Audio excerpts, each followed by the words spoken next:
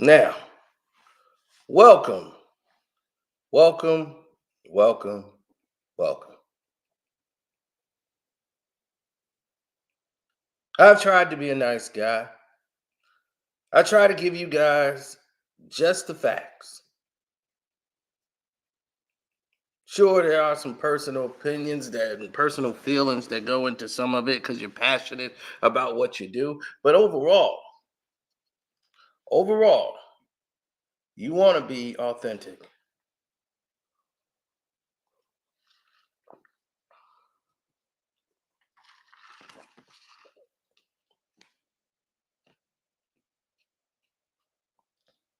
Now, for whatever the reason may be,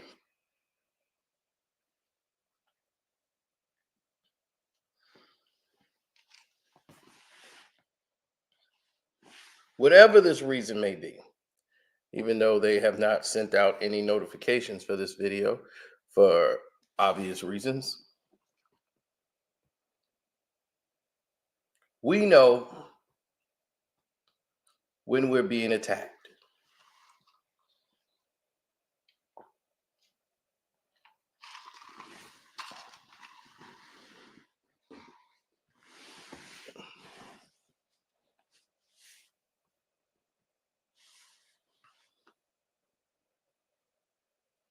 Yep. Now, Stephen A. Smith decided to address my claims because he knows that my evidence is 100% correct.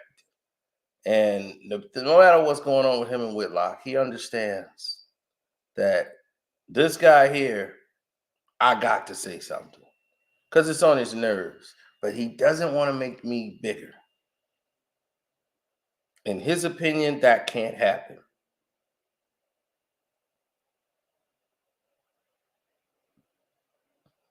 I can't do anything that will enhance this man. So I have to say this to him. He tries to hide, he wants to like high guard me, give me the hi hat.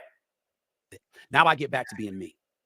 But in the process of being me, I want you to understand it was incredibly important to have this show today as a follow-up, because it's one thing to address that specific individual the other day. Now it's time for me to address me and how some of you out there think about me. He's talking to me. You don't know me. I don't know you. And what I would say to you is, particularly if you're Black, it's shame on you for not knowing me. I'm on national television every day for 2 hours, 10 hours a week, a minimum of 45 weeks a year, which amounts to 450 appearances, or 4,500 hours to be specific. That's what I'm doing every year on television. I'm giving 15 takes a show, 75 a week, over 3,000 takes a year. And over the course of my career on First Take, we're not including SportsCenter, we're not including NBA Countdown, we're not including NBA and Stephen A's World, which I once did, we're not including my takes on ESPN Radio, which I once did, or Mad Dog Sports Radio, which I once did, or the Stephen A. Smith Show that I'm doing now. Just for the purposes of First Take, I have spewed an opinion on over 45,000 issues in my career on First Take. Some of y'all will have a problem with 10 things that I said. And the 44,990 takes that I gave that you agreed with, you don't care about. And worse, when it comes to us, as a result of you having a problem with what my position is or what my take is, it can't be, oh, the take is the problem. Oh, it's got to be, I'm not really a brother. No other race does that to folks but us. Not true. When are we going to stop that?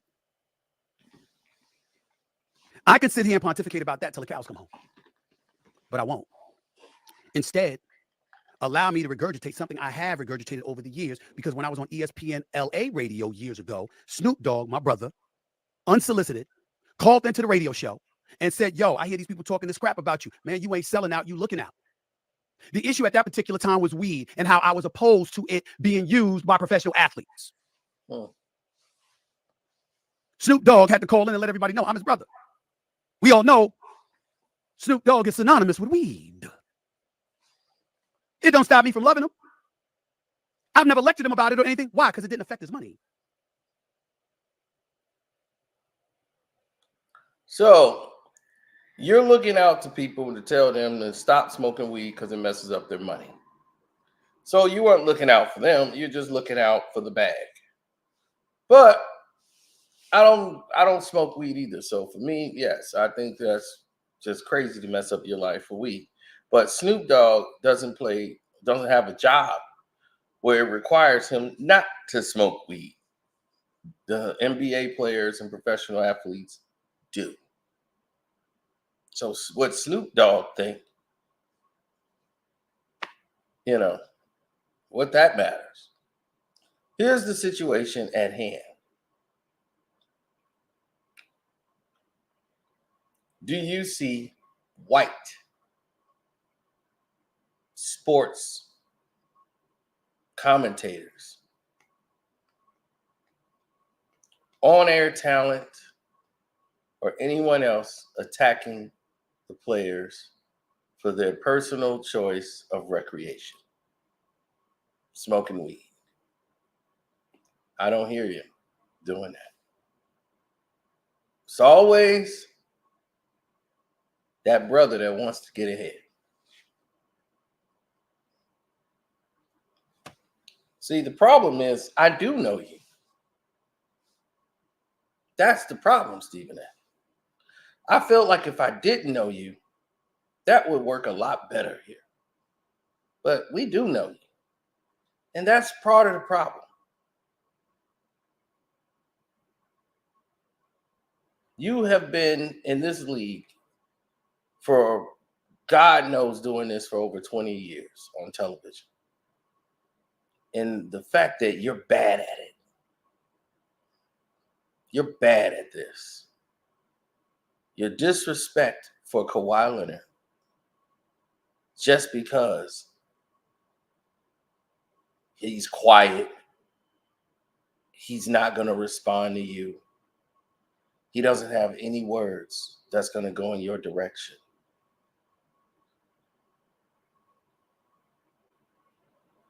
Nothing that's going to fly towards you.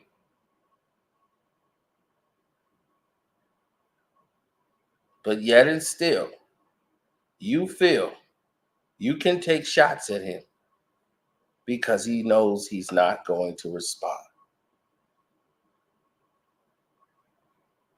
Kawhi Leonard had medical clearance because he has an arthritic condition in his knees to sit down and didn't have to play back-to-backs. That wasn't a problem. The moment he won his second championship with the Toronto Raptors, led the team to a championship, just got on the team for a half a season. And everyone's talking about Kawhi.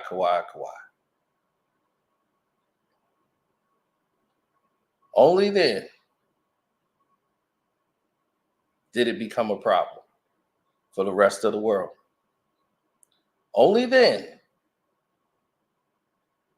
it was a problem when he went to the Clippers. And everyone out there needed to fall in line, right? You stabbed Allen Iverson in the back.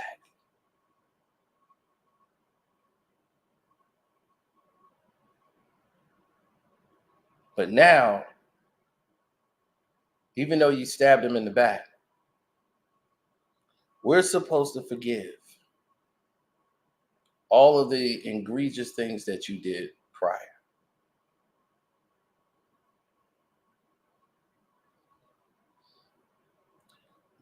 Now you're disrespecting Kobe Bryant in his death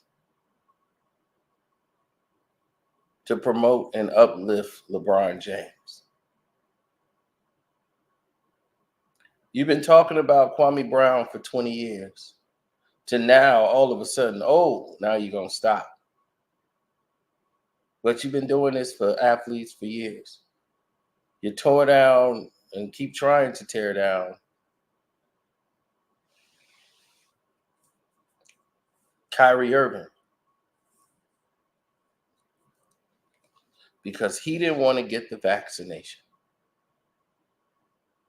When he's the one that's got to live with the ramifications of what's going to happen after he gets it.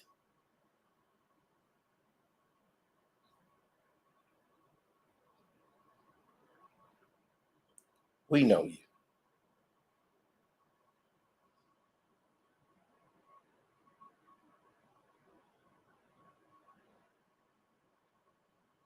You the same guy that would do anything he can to get ahead.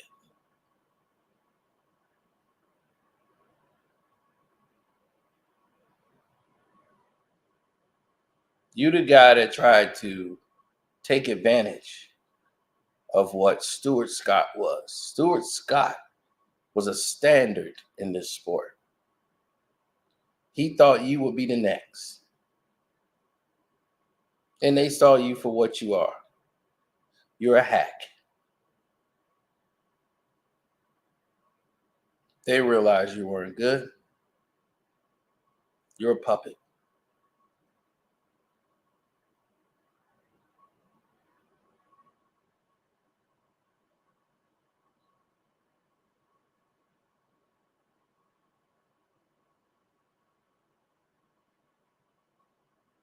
And you don't want to go back to being what you were. That's the situation here. That's the real, remark. You don't want to go back.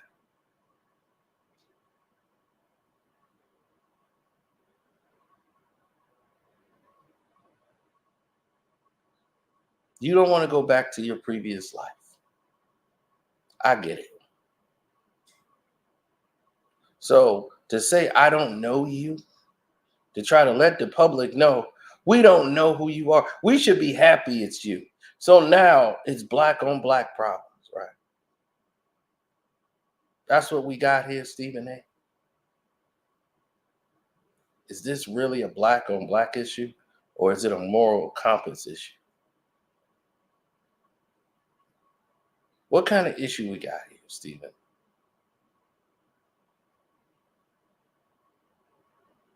Because I'll tell you what I see. I see a punk. I see a guy who wasn't talented, who came up under Wilburn.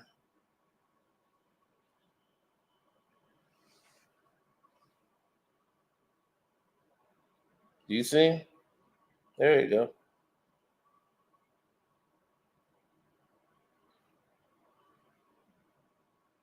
There you go. He taught you about, man, I'm telling you, don't you get behind these athletes, man. You got to learn how to be a Sean Connery. Ain't nothing like some good old Sean Connery. The man with the white grandma, black grandfather. But you won't talk about the black grandfather from St. Croix.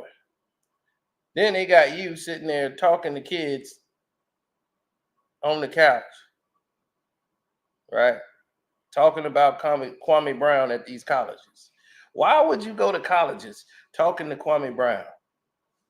Talking about Kwame Brown at colleges. What was wrong with you then? What did Kwame Brown have to do with a room full of kids out there in college?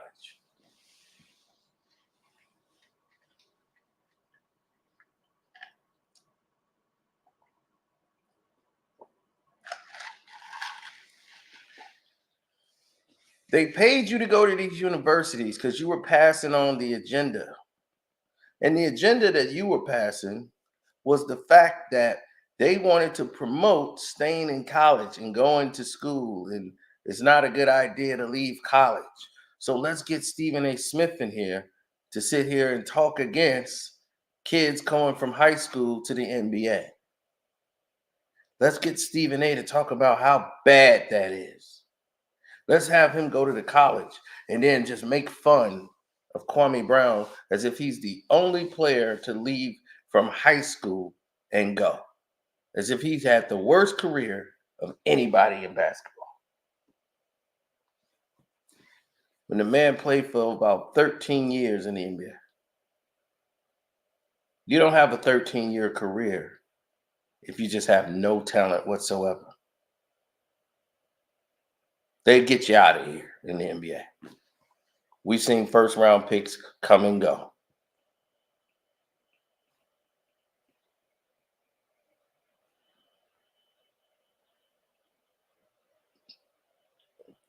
You remember these days with your knockoff Jordan shirt? You reading the newspaper?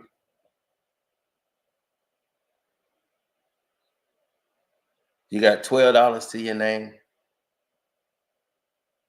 You're waiting on Friday to get paid.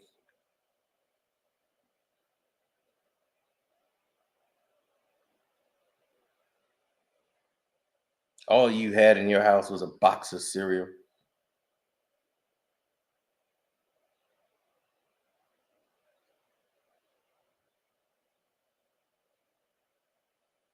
You remember these days?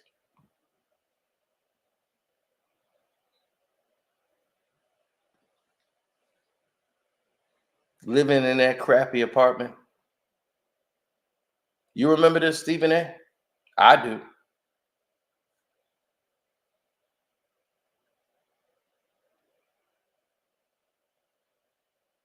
So when you keep asking the question, do we know you? Give us a reason to know you. We know of you for the wrong reasons. Give us a good reason to know you. Because right now we don't see one. Oh, remember this post here you made when you went to the college? Hold on, no. We just getting started. What did it says?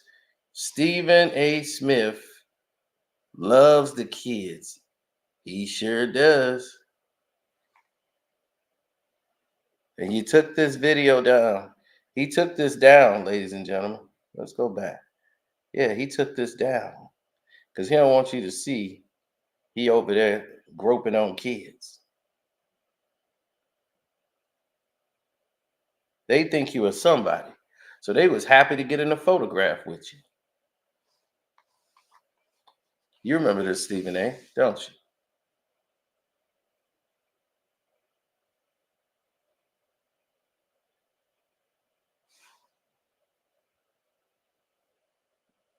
Sixers and instrumental, we're about to do it.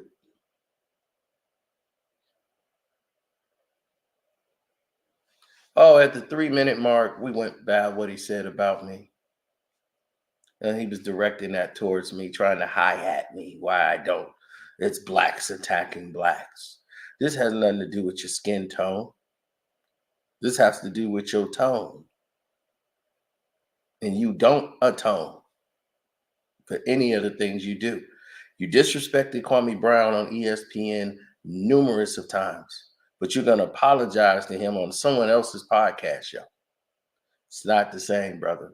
You're going to have to do that on ESPN. You go over there on that same platform and says, hey, I'm sorry. If you were really sorry for what you said and what you did. And it's funny to me that you always have a closed lip when it comes to any Caucasian athletes doing anything. You keep saying, we asked you to talk about Trayvon Martin. We didn't ask you to do a damn thing. Nobody asked you that. Who asked you to talk about Cat Williams? You wanted to do that. Your ego wanted you to do that. Had nothing to do with us. You think we sit around and you think you more important than what you really are. You think we supposed to sit here and think about you.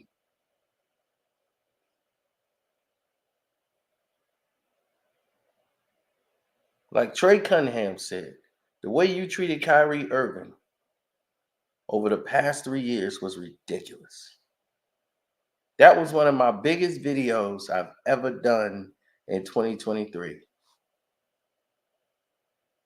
was talk about the relationship between Kyrie and his father and the reason why Kyrie is the way he is. That man lost his mother at a very young age. He almost lost his father. His father gave up his basketball career because of the sudden loss of his mom.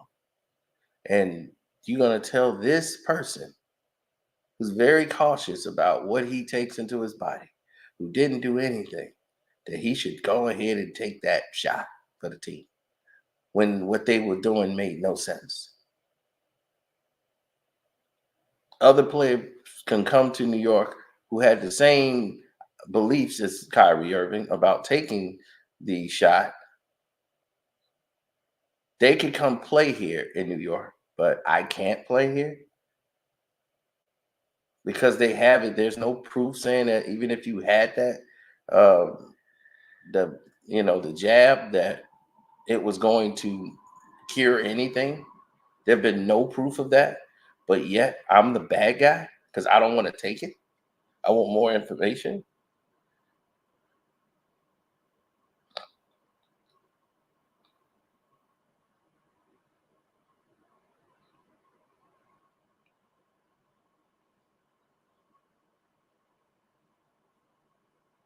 Yeah, it's always a clown that want to show up to say I'm here. There he goes. Ticket TV interviews Kwame Brown, not you. Why would he interview me? See how stupid people are? Try to cause division between people. But when you're grown and you're actual individuals, there's no need. I've never interviewed Kwame Brown a day in my life. Look at any video we've ever done. We've never done an interview with Kwame Brown. Kwame Brown come up on this page and we end up talking about a subject, but I didn't interview him. But Ticket TV is doing a great job, period. He's done an interview podcast format that he's trying to create. Here's something. Why don't you try to create something and see how it works for you? Now, that dude is successful. He's doing something and trying to create something. What's wrong with that? Why you don't want to support it? It's done.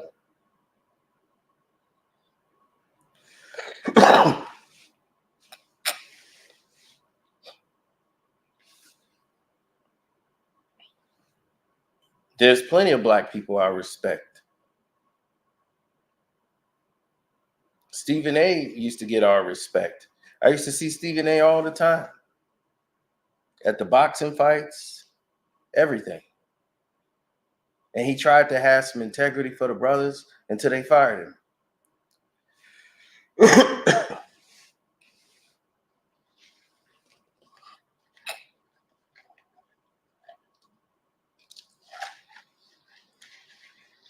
You remember that, Stephen? They fired you.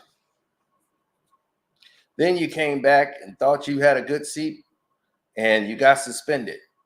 Michelle Beadle spoke out about you in your comments about Ray Rice back when it's in everybody's contract that colleagues are not allowed to talk about other colleagues. You're just not allowed. That was part of the rules of the ESPN. You weren't allowed to talk about other colleagues. So the only way he could speak about Whitlock is now because he isn't there anymore. So you can talk about him. But it's in his contract. You're not allowed to talk bad on any colleague or personnel that works for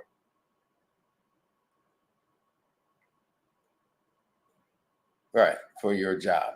But yet Michelle Beadle was able to call out Stephen A. and didn't like his answer or respond in the Ray Rice situation, and ESPN swiftly suspended. Max Kellerman said something basically in defense and said, well, I've done this before, I'm not proud of it, but me and my wife did this and they suspended him.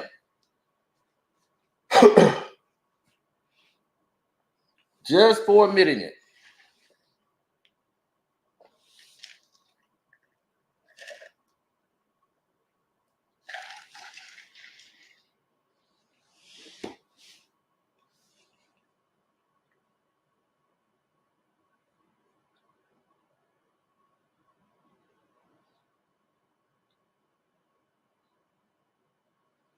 So for you to write something creepy at the bottom of this, as you posted this, you see, this isn't the girls posting this on their page. Stephen A. Smith is posting this on his page. See the name? Stephen A. Smith. See the comment? Stephen A. Smith.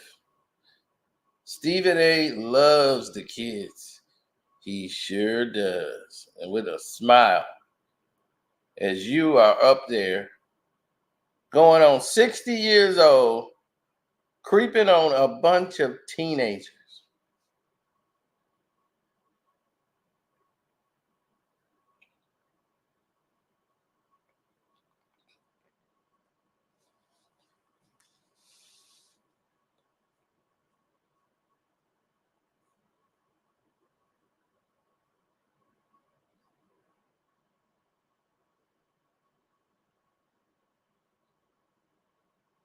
Mm, mm, mm. Now, let's get to the rest of this. You said we didn't know you. Okay. Let's get to know him, ladies and gentlemen.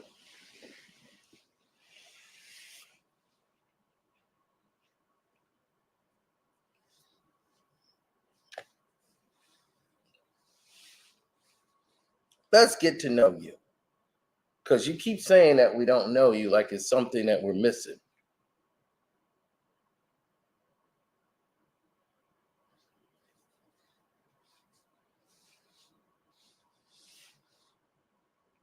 Exactly. But let's go into this. Now you keep saying you've made millions of dollars without being an actor or an entertainer or athlete, right? But you keep saying that you were an athlete. You was this incredible basketball player who hit 17 threes in a row and got a scholarship. This is where you and Jason Whitlock have been running y'all heads into each other. But as you said, I don't know you, right? And I'm just attacking another brother. And we always do this. We always attack the brother. We always attack black on black. Yeah, but the man came out and swinging today, T. The man came out like he was Nino Brown with the doggone shirt on, with the thing around his neck, chain around his neck, like he was doing something. He came out gangster. You don't know me, but you should know me. Shame on you. That's what he gonna tell me. Shame on me. Like he my damn daddy. Issues in my career on First Take. A minimum of 45 weeks a year, which amounts to 400. And you don't know me. And what I would say to you is, particularly if you're black, is shame on you for not knowing me. You don't know me. And what I would say to you is, particularly if you're black, is shame on you for not knowing me. I'm on national television every day for 2 hours. My mom don't know you. She's black. She don't know you. She's seen your face. When she watch a game or something, she's seen your face before, but she doesn't know you. My grandma didn't know you. My grandfather didn't know you. My uncles didn't know you.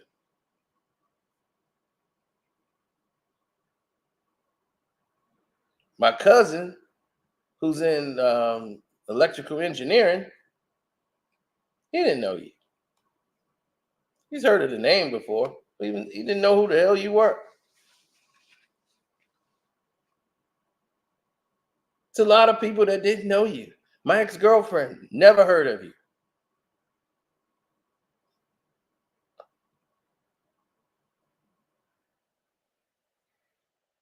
So for you to come out and say I didn't know you so adamantly too. 10 hours a week, a minimum of 45 weeks a year, which amounts to 450 appearances, or 4,500 hours to be specific. That's what I'm doing every year on television. I'm giving 15 takes a show, 75 a week, over 3,000 takes a year. And over the course of my career on First Take, we're not including SportsCenter, we're not including NBA Countdown, we're not including NBA and Stephen A's World, which I once did, we're not including my takes on ESPN Radio, which I once did, or Mad Dog Sports Radio, which I once did, or the Stephen A. Smith Show that I'm doing now. Just for the purposes of First Take, I have spewed an opinion on over 45,000 issues in my career on First Take. Some of y'all will have a problem with 10 things that I said.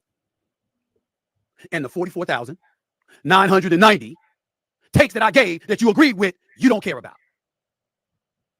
And worse, when it comes to us, as a result of you having a problem with what my position is or what my take is, it can't be, oh, the take is the problem. Oh, it's got to be, I'm not really a brother.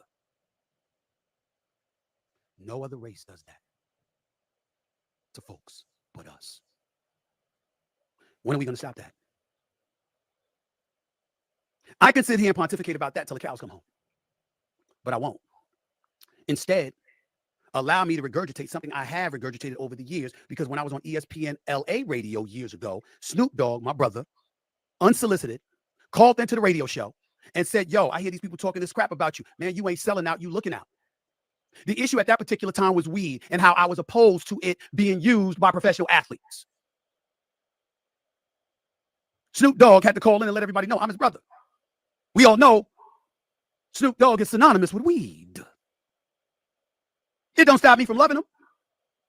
I've never lectured him about it or anything. Why? Because it didn't affect his money.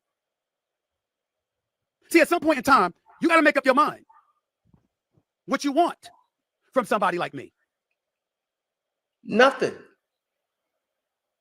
Absolutely nothing. We don't want anything from you. We don't want anything from you. You a buck dancer. You never told anybody you had a white grandma. For 30 years in media. Then all of a sudden, you mention her in one little line in a book. Then I come out and blow up your whole world by telling the world you got a white grandma. Now you come out and talk about the white grandma for the first time on your Stephen A. Smith show. But you loved your white grandma so much. White grandma told me everything. Oh man, I was her favorite. I got a white grandma. But you got a black granddaddy.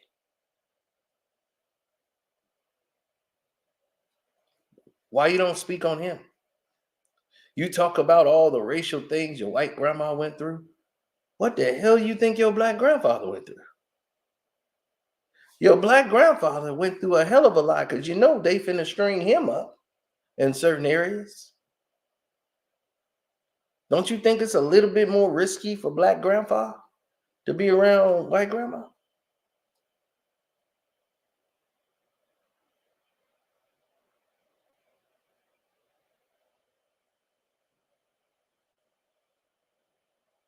But you making it about race. I'm not a brother.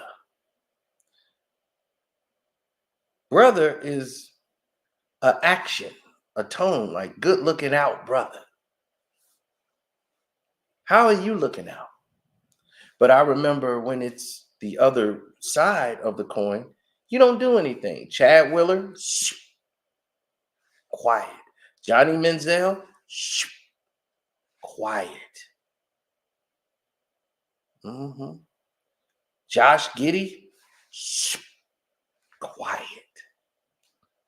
So we sit here and we witness all these atrocities that's done by Caucasian athletes, and we watching the tone be a little different, buddy, than when you're talking to us. So how are you a brother? If you're the brother, you came.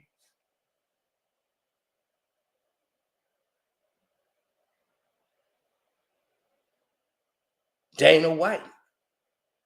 The list goes on and on. Baker Mayfield, Ben Roethlisberger. There's been plenty. And you haven't opened your mouth.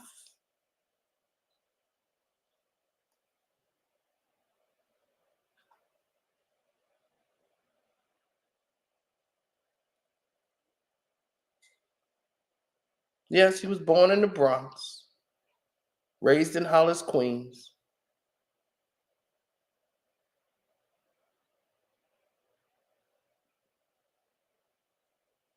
Went to an all-white school.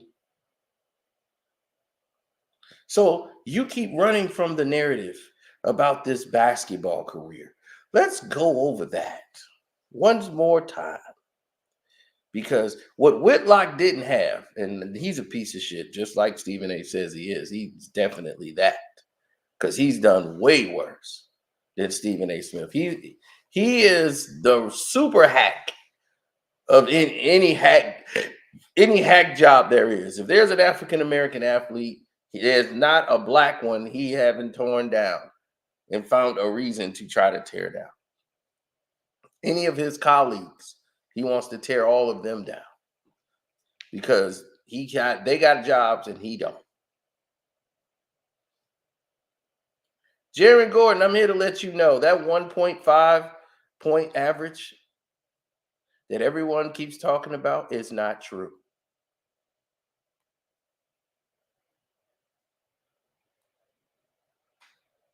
He averaged 0 points. Stephen A. Smith never played a game. Never played a game.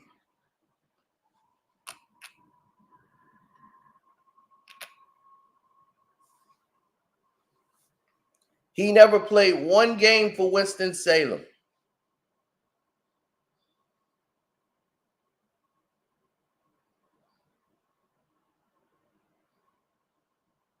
And he knows I know that. He never played in one game for Winston-Salem. They promoted a 1.5 average because they don't even know where that even came from. He didn't score 1 point. The man who hit 17 threes and got a full ride scholarship sat on the bench. And you know I know, right?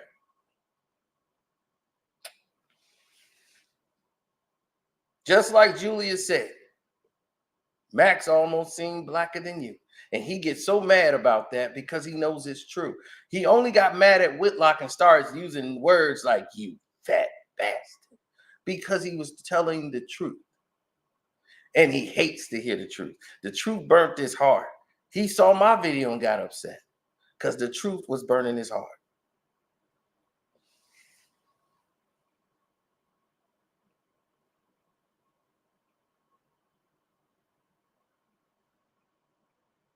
Terrell Owens, T.O., spoke about how you always saw him and didn't keep that same energy. When you see T.O. again as a man, have that same energy you have when you're on your show. Possess that same energy. Because you don't have that energy for white folks. And the athletes see that. I've been seeing it. The fans who's watching seeing it. And you wouldn't have said anything about Josh Giddey. And the fans didn't get on you for not saying something about Josh Giddey. Because we've seen y'all do this too many times. So because it's a legal thing, we can't talk about it. Well, what's going on with the investigation? Is it legal? How's it legal? Police ain't doing a thing about it. Josh Giddey's still playing. But if this was Josh Jackson, we know Josh Jackson would have been suspended through this investigation. Losing money till we find out what's what. And old cow tongue, Shannon Sharp, gonna get his 2 cents involved. Now, he went all this time up and out not speaking about Whitlock. Now, all of a sudden, he wants to speak about Whitlock when it's about Stephen A. He up there cow tonguing it. Baby, you know I'm there, Oko. You know what I'm saying, Oko. Yeah, cause just keep on up and out of it. You talk about this, but just keep on up now. I'm like, look.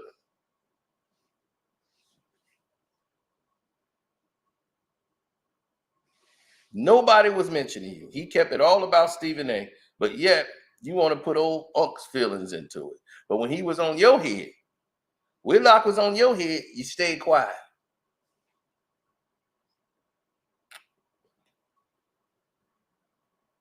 But now, since you blew up over Cat Williams thing, now you want to talk about it when it's about somebody else in Whitlock. But when Whitlock was on your back, you ain't say nothing.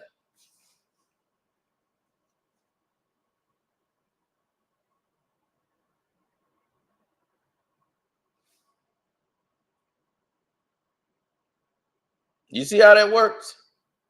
When the spotlight is on them, they don't want it.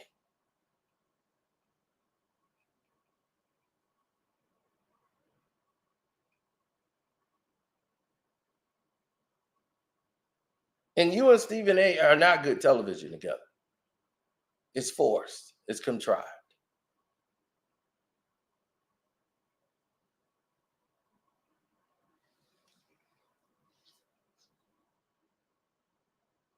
Absolutely.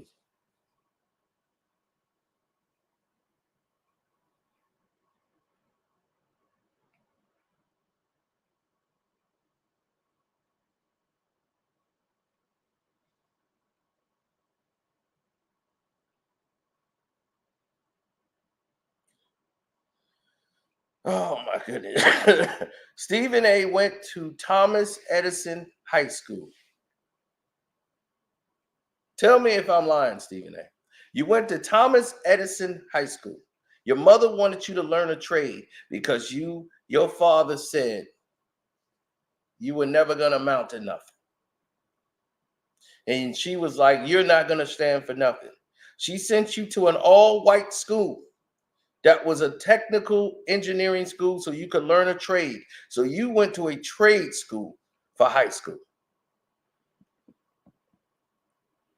Your major was electrical appliance, electrical circuit engineer or whatever.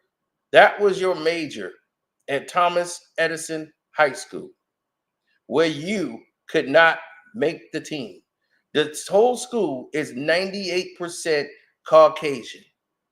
There was only 7 black kids that went to that school. 7.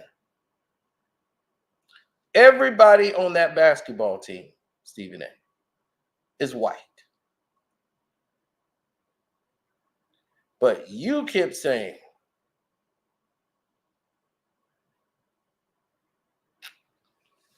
you tried out your junior year for the team, got in a fight with the star player on the court, and couldn't show the coach your thing.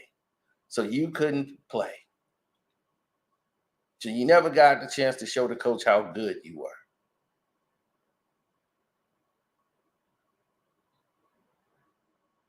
Then you talked about your frustrations. You got unfair treatment by a teacher from this all-white school who pulled you off the basketball team your senior year for a petty reason. And that cost you a basketball scholarship. How did it cost you a basketball scholarship when you finally made it there your senior year?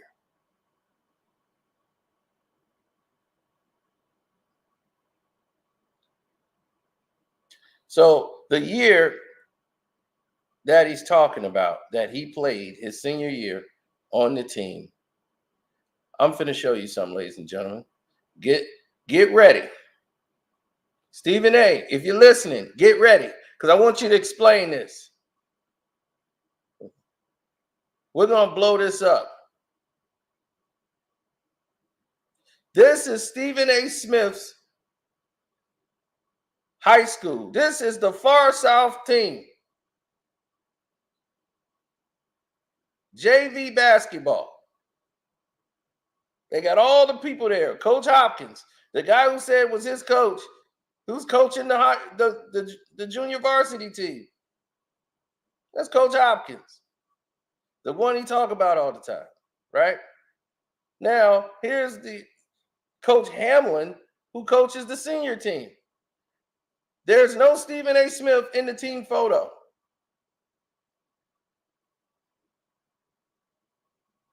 So you played for this team. You're not in the team photo. Where are you?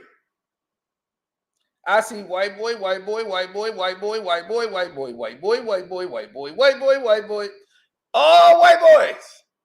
You couldn't make this team. You claim you played on this team, but what, you missed picture day?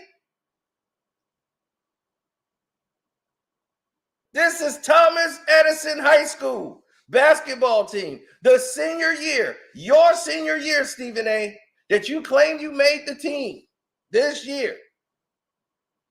And that you actually was playing and winning games, and you played at Fashion Institute and you had a big game, scored 20-some points. Why are you not in the team photo? Surely, if people who missed the team photo, their names would be included at the bottom. They would say, oh, absent from this is that.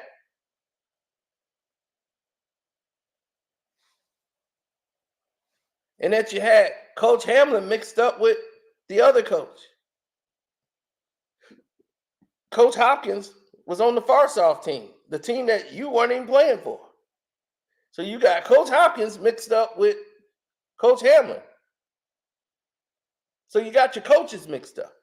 But you were on the team, and they wrote so highly about you.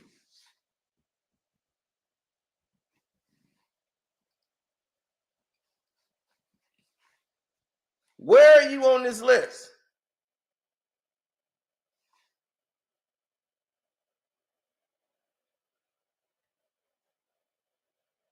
So you saying we don't know you? I don't think nobody did. They didn't know of you at all. So he ends up not getting a scholarship, he said, because of this happening, right?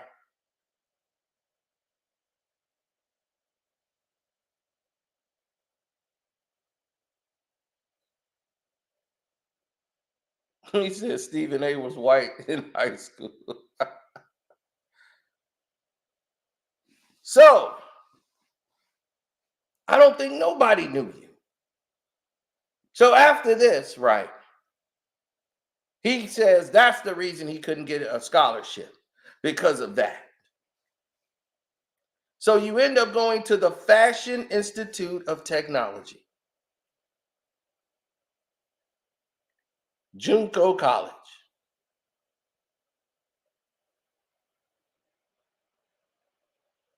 So you went to Junco, right? That's what he told us, right? You went and played at the Fashion Institute of Technology, where you were doing a masterful job again. You were the star player. You couldn't do no wrong. You're scoring all the points. But you're not found anywhere in these yearbooks. And Jeff Brown, who was mentioned in your autobiography, is missing from the record books. I want to say a special thanks to my Thomas A. Edison High School buddy, Jeff Brown. We lost touch when he went to the Navy, but reconnected in 2000, nearly 15 years after we graduated.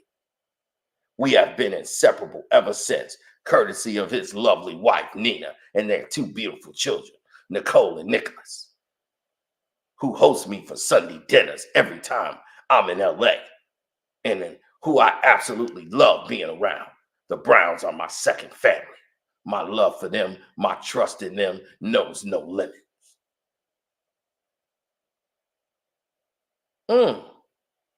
Can we get a Freedom of Information Act request to find out whether Jeff Brown indeed served in the Navy? Or these absurd layers of fabrication by Stephen A. Smith? Because Jeff Brown, anybody can look that up and see he's not there. Now, you got a partial basketball scholarship at the junior college level, which proved to be an opportunity for you while at FIT, the Fashion Institute of Technology in New York. You know what their specialty is? Fashion. They're practicing to go down the aisle doing the walkway wearing fashion. So you got a bunch of dancing sprites going around playing basketball, and that's the only team that you can get on.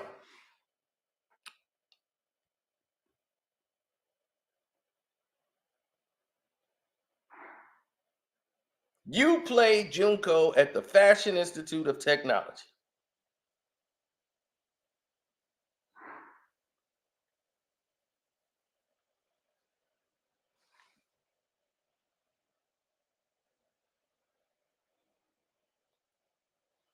Now, let's get to what he was saying, right?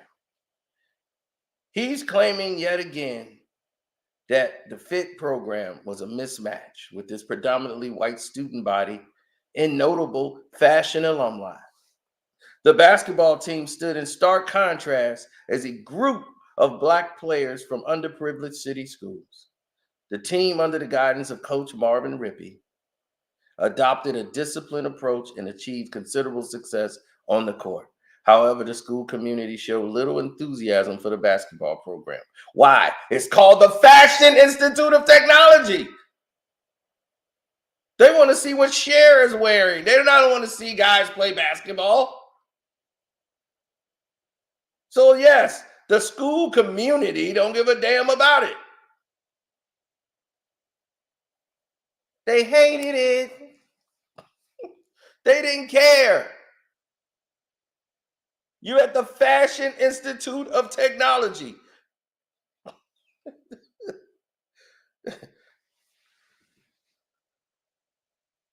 So he was juggling basketball, athletics, and a full-time job at a bookstore, right? To cover your school expenses. You had a demanding schedule, early morning commutes, the whole nine.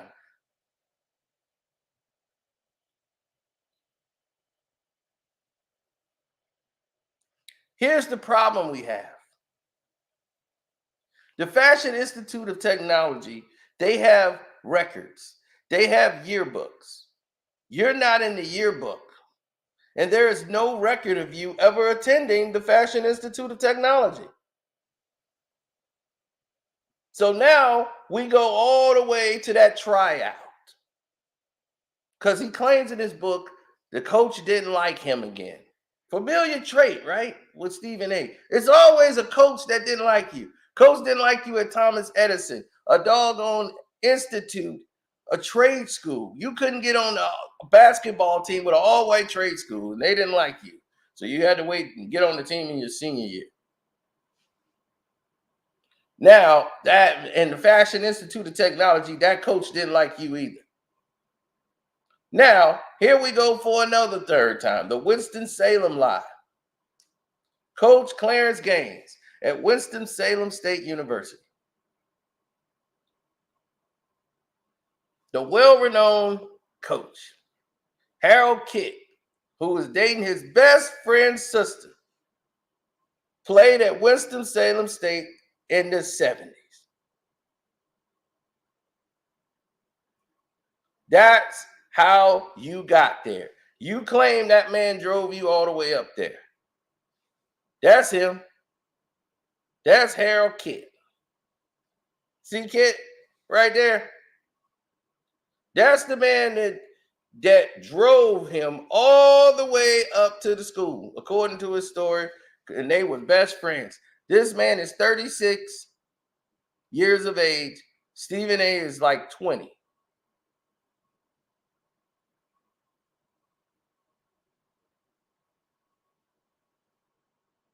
But he's your best friend, and you hanging out with him. He's 16 years older than you. He's your best friend's sister's boyfriend. And he decides you did so good on the court, he finna drive you all the way to school to give you a tryout with Coach Gaines.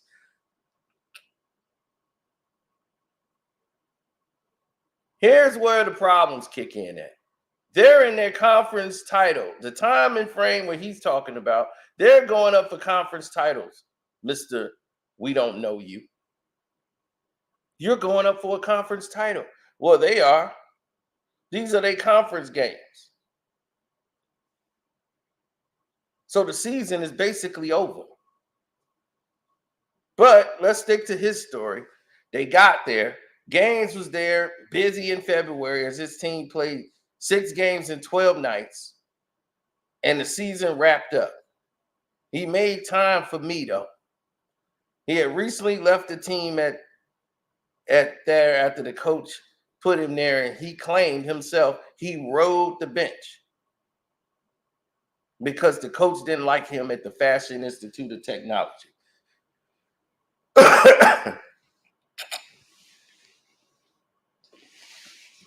I can't make this up, people. He rode the bench.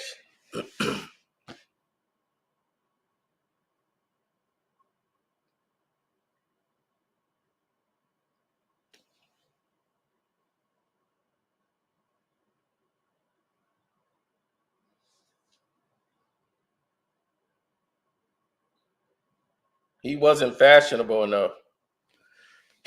So at a Fashion Institute, you rode the bench.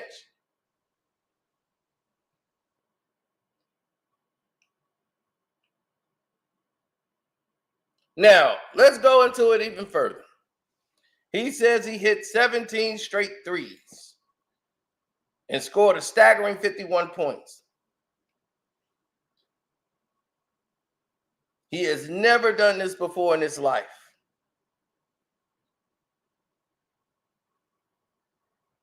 And he said in his own book, one of the most impressive performances he's ever done by somebody who played one game in 4 years of high school. Stephen A. Smith said he played one game in 4 years of high school. So the team, when he talked about he made the team and all that, and he played and he was good and he scored and all this stuff on the team his senior year, he only played in one game.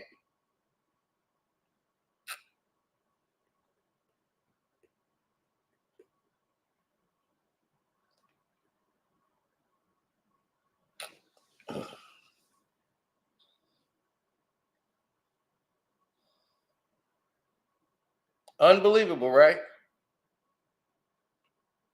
After this performance, Coach Gaines said, "See you in August, son. Stephen A. has just received a full scholarship."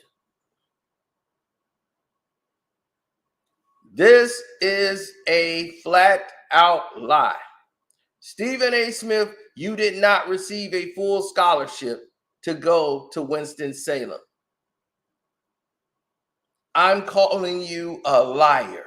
If you ever tell the world that lie again publicly, I'm calling you out, Yahoo.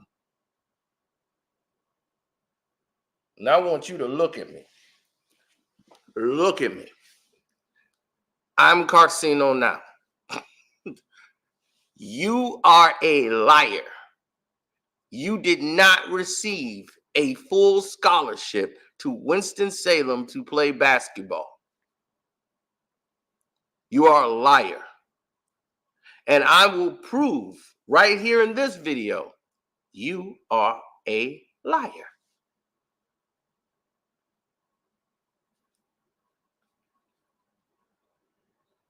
We have the facts.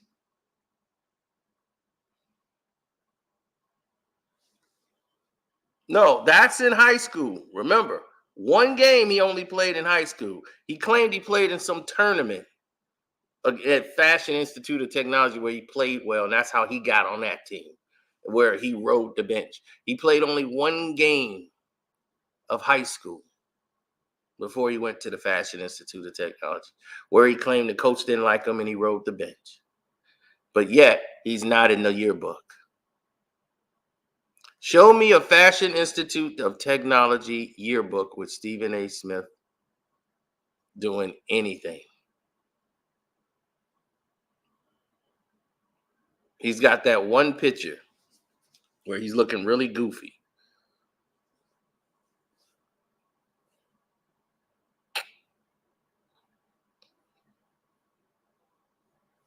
But now, I'm finna prove you the liar you are about your full scholarship.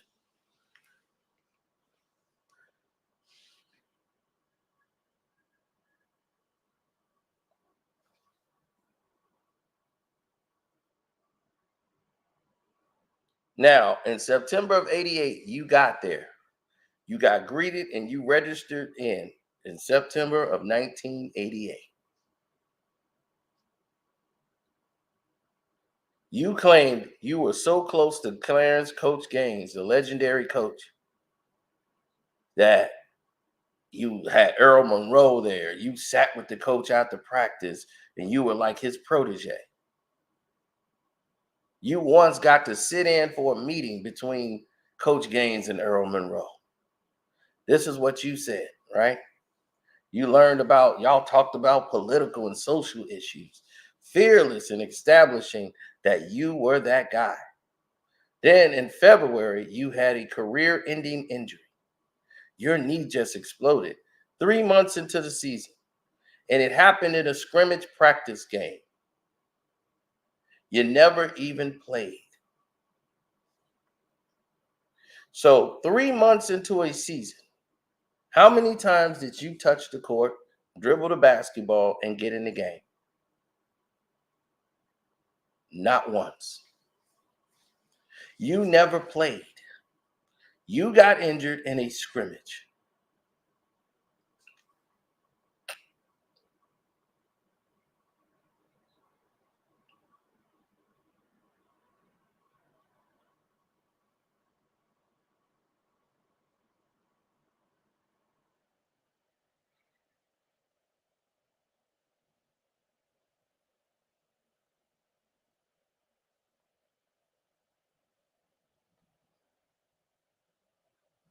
Absolutely. Now, I want to show you this because this is legit. This is the Winston-Salem team. That is the Winston-Salem team, y'all. Y'all can see that? Let me blow it up for you.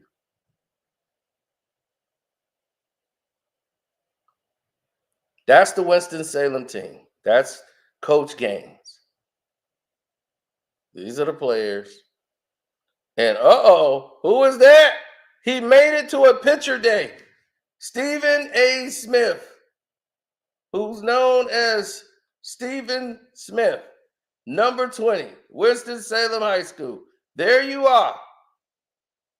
You made it to picture day. So you were on the team. So Whitlock, I'm letting you know, he did take a picture for Winston-Salem.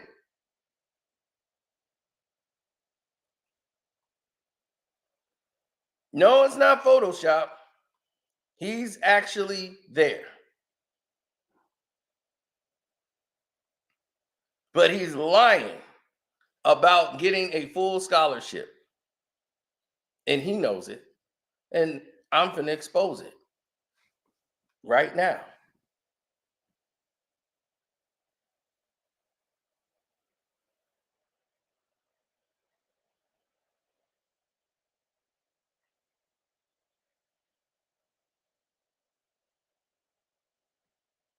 Oh yeah, I love doing stuff like this because we love to tell the truth. Coach Gaines' son. Remember, he was so close to Coach Gaines. That's Coach Gaines and his son. Once again, we're gonna have this, Stephen A, so that you will understand. That's his son. See what messes up your lies is that Coach Gaines wrote a book before he passed away. The legendary coach wrote a book. And that book kills all your lies, Stephen A. You see, this is what Whitlock didn't do in his hack of journalists. You see, if you were a real journalist, Whitlock, this was very easy to find. To stop a liar, you have to know the truth. And you gotta, and the truth is right there. And this destroys all his lies. Coach Gaines' book. See, Coach Gaines wrote a book about his life. So we're gonna see. It's so funny to me that the year you were there, was the only year, Stephen A, where they lost and only won 6 games. It was the worst year in his 44 years of coaching. He coached for 44 years, and it was his worst year coaching. Why is that?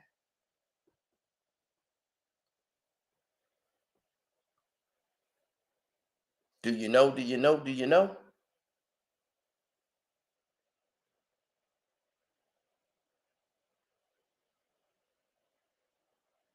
It was his worst year coaching.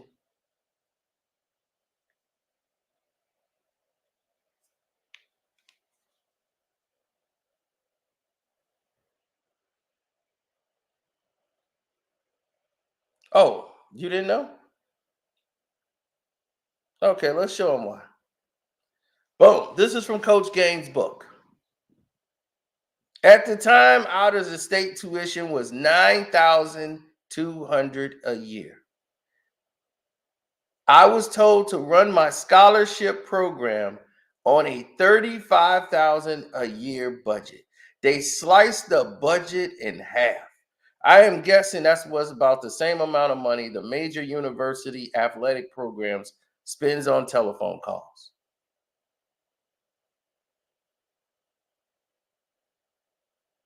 And here's what he says right here.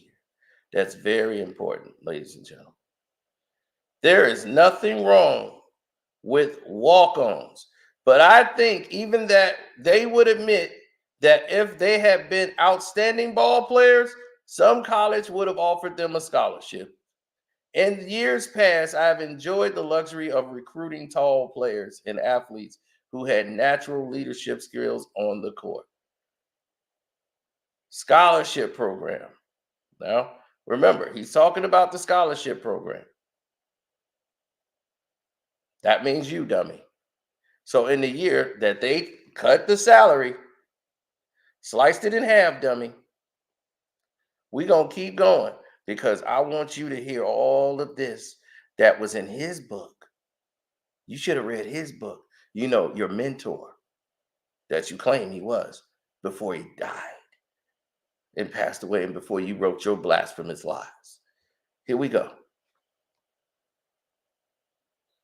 It was a long drive train ride to New York from Winston-Salem, and my tiny recruiting budget simply did not allow for that kind of special trip. And finally, I really didn't need to see how they played against each other in order to judge their talent. I was never overly impressed with awards like All Americans and all that. Now, let's get to this. When it came to the university budget, cutting time, my basketball budget, you see, he's talking about the budget in his all in his book.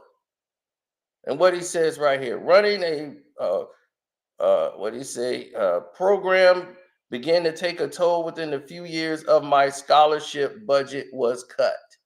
The high school players and their parents who had decided to cast their lot of black colleges could tell them the difference between a better finance program and mine.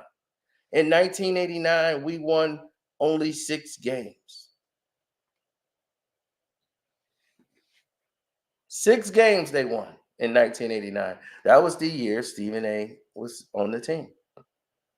Though he never played, they won 6 games because they didn't have the budget. So if they didn't have the budget and the budget is cut in half, they can't give out full rides. Stephen A. Smith. So they're going to give you a walk-on, a full scholarship for 4 years at a university when their budget was just cut in half. They can't give you a full ride. All the high school players, he just told you, it's in Coach Gaines' book right there. The high school players and their parents that they were trying to get found out what was going on, that they didn't have the money, and they pulled it. They just had to lose all those players. You walked on and got a partial because that's all they could afford to give you.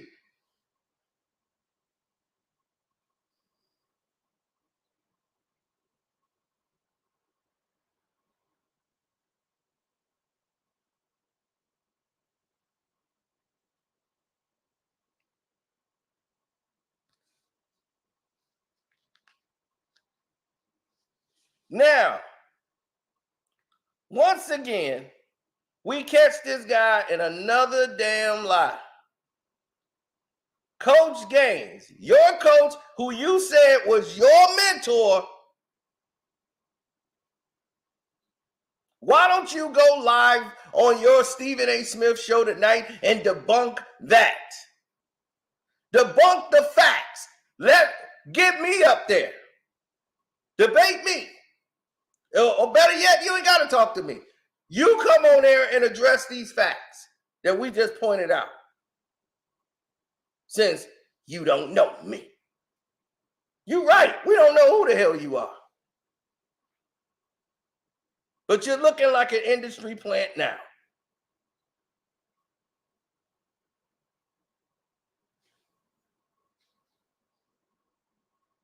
That's what you're looking like.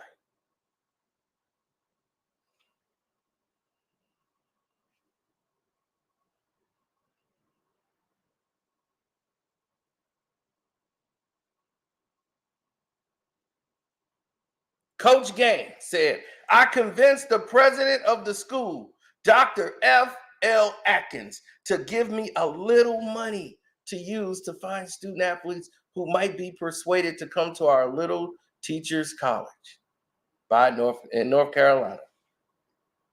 Money, I mean, a very little money, just enough to pay my gasoline. But yet they gave you a full scholarship. You are a liar. You never got a full basketball scholarship from Coach Gaines. Never.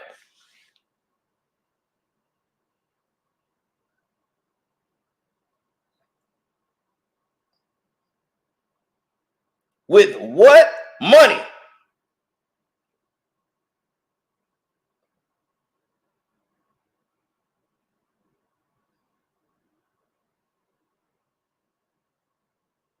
See, so your book of lies that you wrote, that you keep bragging about, I sold 400,000 copies.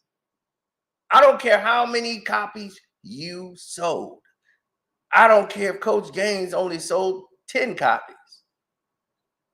The fact that that book exists is the reason your lies are exposed. You're not mentioned in Coach Gaines' book. You're supposed to be the guy, right?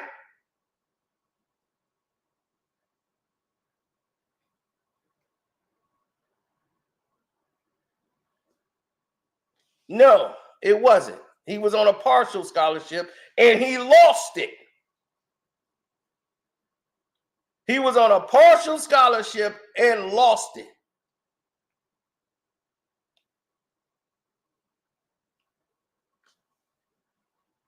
Now we finna get to the grease. Because now we finna get to what's really going on here. Mr. You don't know me. I don't care what you say, Karceno. You don't know me. The name of the book is They Call Me Big House. That was the book he wrote. He wrote the book in 2004, I believe. They Call Me Big House.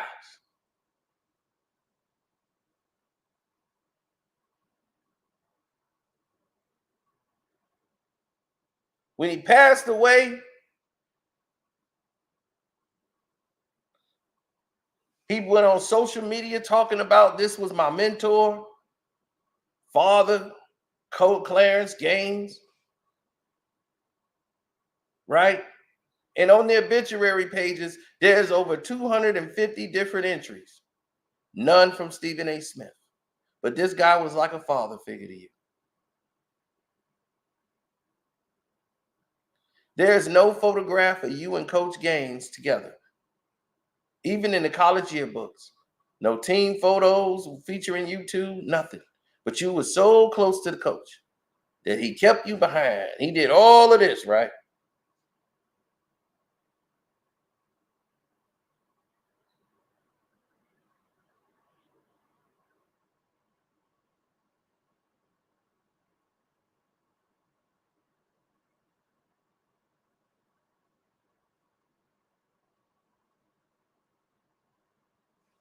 Then here he goes.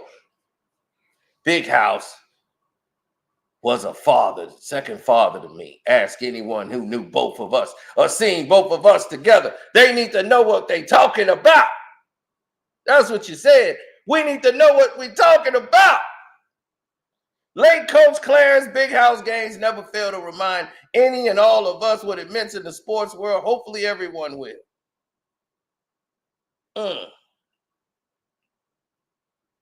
Mister, you don't know me. You're not in any of the entries at the funeral, at the obituary. You didn't even send one in. Winston-Salem University had a memorial for Coach Gaines. Notable attendees, people sent in video clips, written excerpts. The event is basically available online. The life and legacy of Clarence Edward Gaines Jr. Coach Gaines. Stephen A. was not in attendance. Your name was never mentioned. This man was like a father to you. They did a whole thing at Winston-Salem that you give all this money to this university. Your name was not mentioned. Not only that, it wasn't mentioned. When they did this ceremony, you did not send in a written anything. You didn't send in a video clip. Players have sent video clips to Coach Gaines. They've sent all these things in there to Coach Gaines.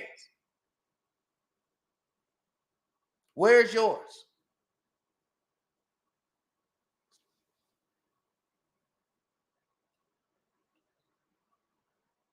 Oh, y'all think this is it? Oh, it's gonna get even more interesting. Oh, we gonna get even more interesting.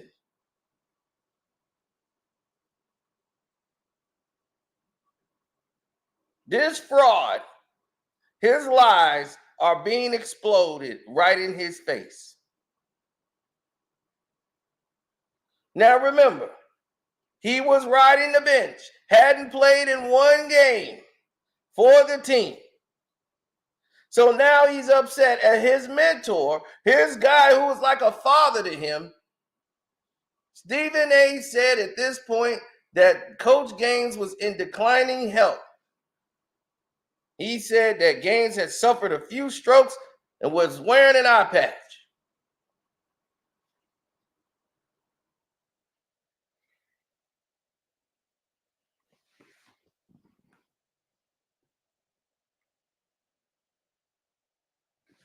Now, he had lost his scholarship due to his knee injury, right?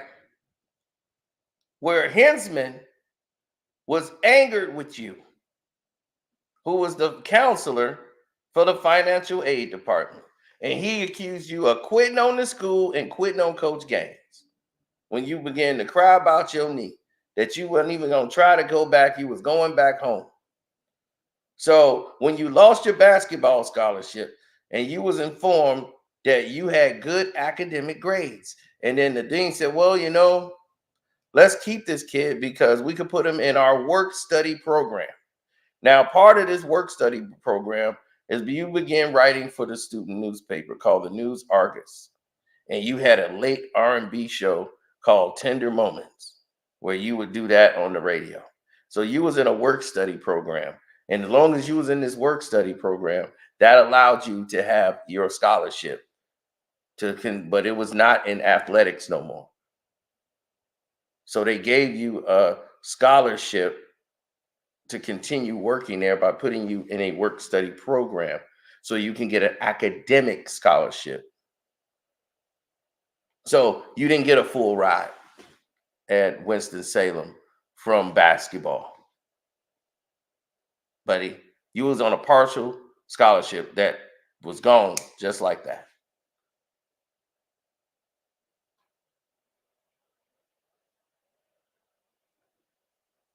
You were on a partial. You weren't going to be picked up anyway. You weren't playing.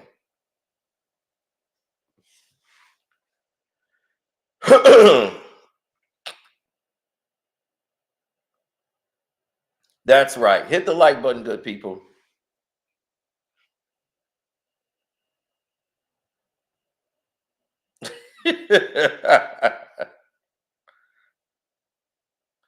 Now, people could have a good tryout where they could just catch and shoot and get fired, but him saying he hit 17 threes in a row and in a pickup game, and that's whatever he did, he played well enough for the coach to get him. But the coach needed players anyway because he had nobody to put on the team, and it was obvious. He just told you I didn't have the budget. So if you tell a walk-on like Stephen A, hey, you can get a partial scholarship to go here, and we'll get you on the team, and it's basically peanuts. He was gonna jump at that. Oh, like he said, all the best players, if they're not gonna be walk-ons, those guys are already picked up by some college or university. We didn't have any money. They had cut my budget in half, and we only won 6 games that year. Because he was just trying to get people on the team that could fill the roster. It was his worst year in 44 years. The only time you was on the team. Now, let's get to his lie of his article. Right? Now, this is where the lies really are crazy, right? Here's the situation.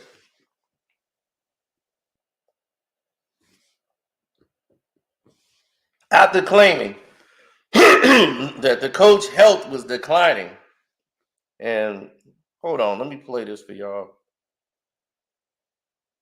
Because the other day I highlighted for you what someone else would do. They parrot themselves as the paragons of virtue, come to save the day, going to people that look differently than us and saying, I'm the one that will call them out, selling us out, throwing us down the river, treating us like we trash. If it's not an athlete one day, it's a hip hop artist the next. If it's not one of them, it's an actress. If it's not one of them, it's a network. If it's not one of them, it's one of us, African Americans in the industry. That is not me. On a case-by-case basis, my obligation is to call it as I see it from my lens. Sometimes you agree with me, sometimes you don't agree with me. But what you can never do is look at me and say, I don't love my peoples. When I talk to you about corporate America, ask the people who've spoken to me. Ask Matt Barnes and Steven Jackson on All the Smoke. Ask Podcast P led by Paul George. Ask them. Ask Ryan Clark and the boys with the pivot. Ask them. Ask anybody who's spoken to me. Ask Nate Burleson. Ask Michael Strahan. By the way, Michael Strahan, my thoughts and prayers are with you and your beautiful daughter. Recently revealed that Michael Strahan's daughter suffering from brain cancer. Love you, bro. My heart's with you. Stay strong, and I'm wishing the best for her. I'll call you soon. Ask Robin Roberts. I wish the late Stuart Scott and John Saunders was here. Ask Michael Wilbon, who's still here. Ask anybody who knows me. I never said you'll always agree with me. I never said I was always right. I give you my perspective from my lens. Why? To inform you. So you'll know what roadblocks and impediment lie in wait, and you'll know how to maneuver your way around it. If I sit up there and I say, like Dan Lebatard said on his show the other day, Stephen A. called me up when I was, rampaging against the establishment and rampaging against ESPN. I said, you can't do that you can't talk about the company like that. Yeah, Dan, that's fine, but that's not all I told you. I specifically said to you, it won't work. That is a battle you will lose. Ladies and gentlemen, what am I doing for you if I'm not talking to you about what will win? He used to tell me, so what you're telling everybody, you told Dan Lebatard, is what will win is going out there being Django. Django, be a good old boy.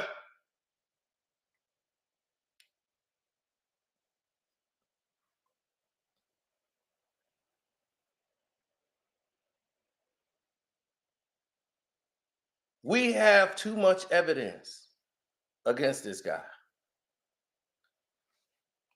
So you claimed that Coach Gaines was declining in health and everyone knew it. He had an eye patch because he had a couple of strokes.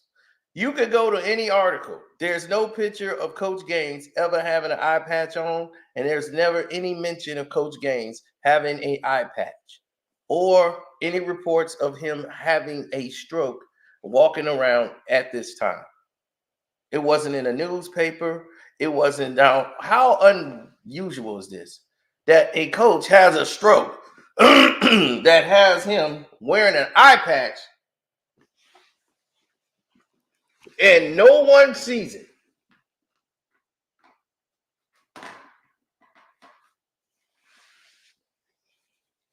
Stephen A. Smith is the only one to see the coach with an eye patch.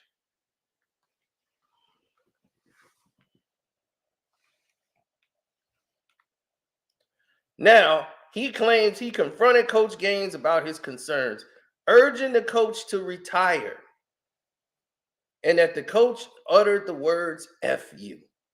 Stephen A. said he stood his ground, said, I was worried about Coach Gaines' health, vowing to write an article in the school paper calling for his immediate resignation. He says, boy, I don't give a it what you write. According to Stephen A., this is what his father, his mentor, told him. I don't give a F what you write.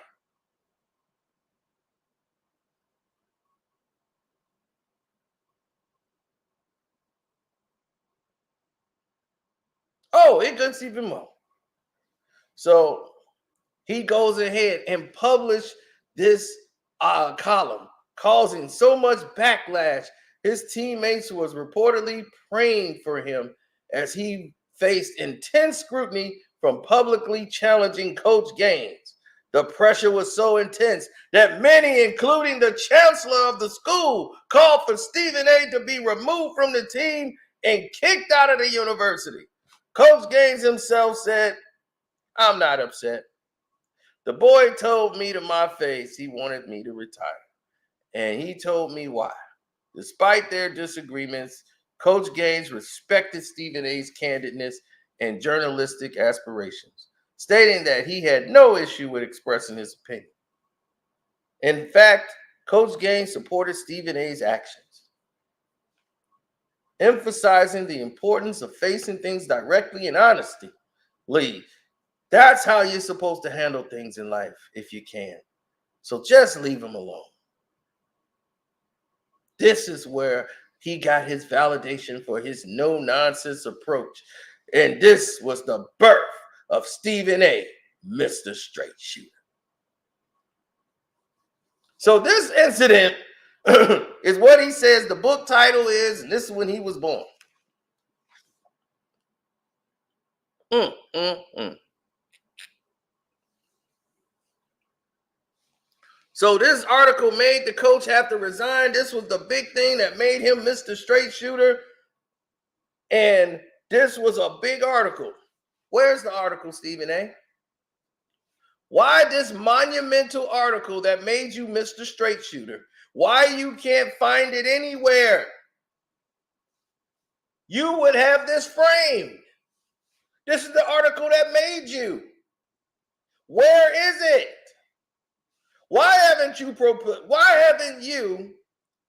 provided this article? This mysterious article that comes from nowhere. Where is it? The world would love to know, Stephen A. Smith, where is this article that made the coach resign?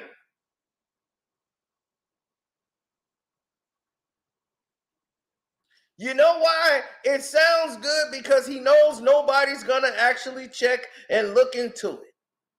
When he allegedly said he made this article, ladies and gentlemen, Coach Gaines didn't retire. Coach Gaines retired 3 years after the incident at the age of 70. And in his book, titled They Call Me Big House, in 2004, Coach Clarence Gaines provided us all of the information we needed. They have the autobiographic book called They Call Me Big House. And there's a crazy twist because when it came to his removal, old Coach Gaines talked about that.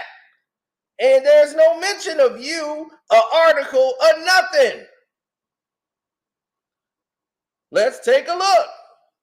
Because that's how we do things. It's best to take a look at it. Now, right here, it says blown up in its entirety. In 1993, another rule was going to affect me. The state university system had a rule requiring that professors who reached their 70th birthday had to retire. The rule was put in place so the university could get rid of old tenured professors who have lost their edge. If I had grown too old at age 70 to relate to young men age 18 to 22, I would have thought my assistant coaches, Tim Grant and Bill English, would have found some way to tell me. And if I had grown too old, I would have had mass defections from my team members rebelling against me. That didn't happen.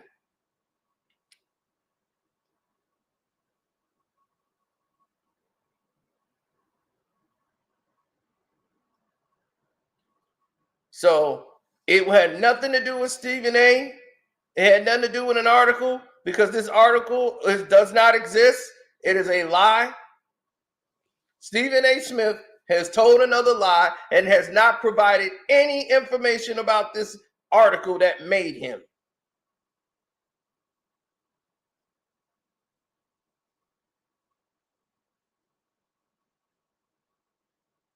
So you saying we don't know you? You might be right. We don't. Who are you? You might not be known as Stephen A. Smith. Who the hell are you? I don't even think you know who you are. You don't know you.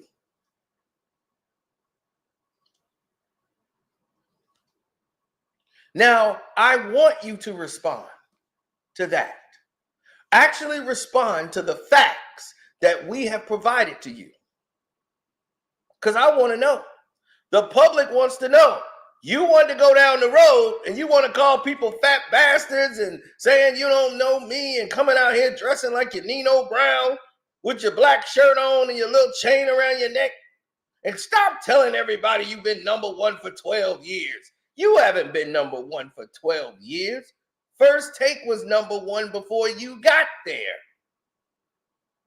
So what are you just talking about? I've been number one for 12 years. You took a vacation and the show was what? Number one.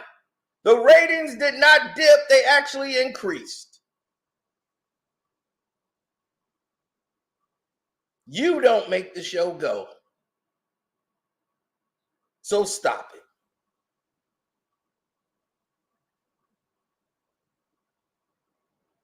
And you trying to act like you do great journalism over there by letting them treat you like a dog? And no, yeah, we finna get to the climax now. No, I don't.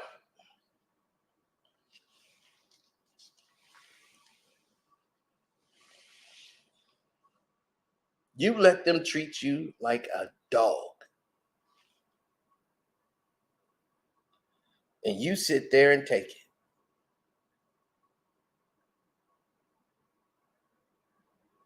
You sit there and take it.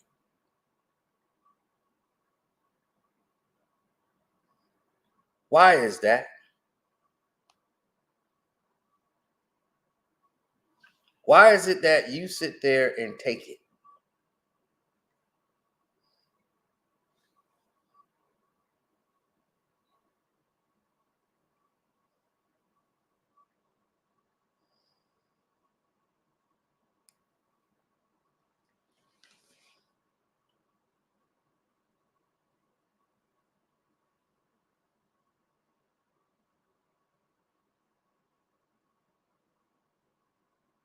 Mm-hmm.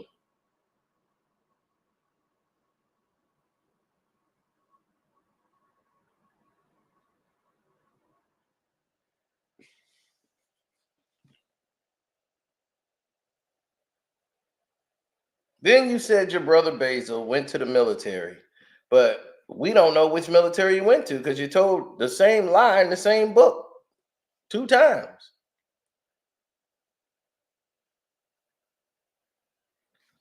Look, Basil and I weren't all that close growing up. He was 9 years older, and when I was 8, he left to join the Air Force, literally after graduating, the day after high school. In the same story, you said the one I shared with my brother Basil and then my sister Carmen after Basil left for the army was where I wanted to be. It's in the same book. So did he join the Air Force or did he join the Army? Which one is it? Now I understand you can get mixed up, but in a book, this the same book. So the man was in the Air Force, now he joined the Army. Which one is it? Now, normally when you write a book, you have an editor. They have a team that go through this and comb through this crap. So in the same book, your brother went to the Air Force and the Army. Now I understand that this could be an incident. You know, this happens, but this shows you your book is flawed. Because this is just one of the inaccuracies. So how many hidden lies do you have in this book?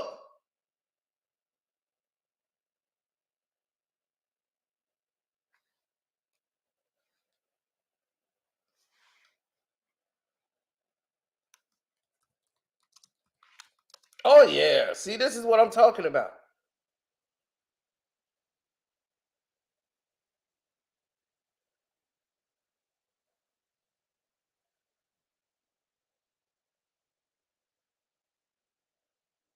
They treat you like a dog on your own show.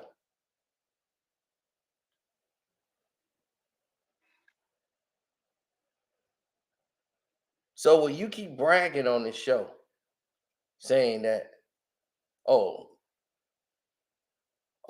my show, I'm number one. Take a look. Tell me what you see, y'all.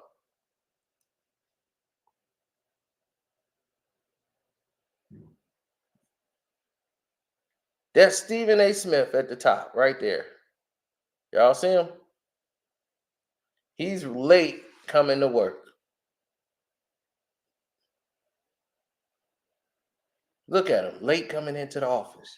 Look. I thought he got bad knees. Look, he coming in there. And they making fun of him. Showing Stephen A. Smith late coming into the work. Show is already on the air. Here he come in late to work. And they're making fun of him coming in late. Right? So they think that's funny enough to make you look late coming into work.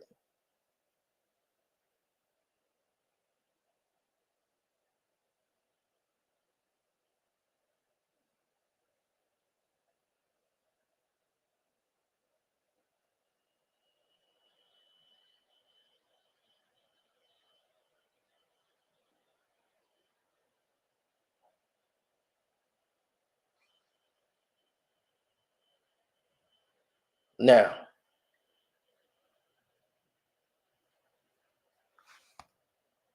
yeah, you think this is the worst of it?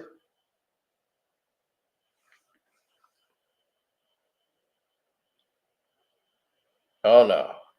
Now, after they caught him coming in late, right?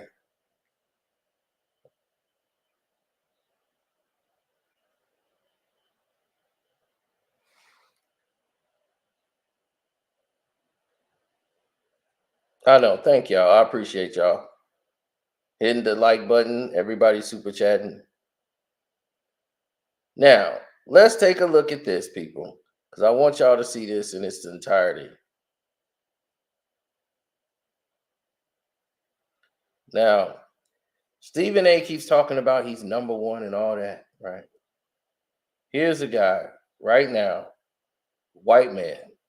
Expect the leaders to be and set an example and be on time. He's making a whole show on roasting you for coming in late. You're supposed to be the boss. It's supposed to be your show, Stephen A. He's roasting you for coming in late. You wouldn't see me late for a radio show. I'm here every day at 10. This is a disgrace. Look at this. We got Danny running with him. This is a joke. He's not 2 minutes late. He's not 8 minutes late. He's 6 segments late. And he's not exactly Jim Ryan going back to the old days, running a marathon, and then he stops when he gets tired. I mean, geez, run all the way, for crying out loud. Leave at 7 o'clock in the morning. What are you doing? You're our fearless leader. And here it is. You show up at 10. What time was it? I think it was like 10:24. 10:20. And then he has to get his makeup on, have his little bagel, his little yogurt, little coffee. Yeah.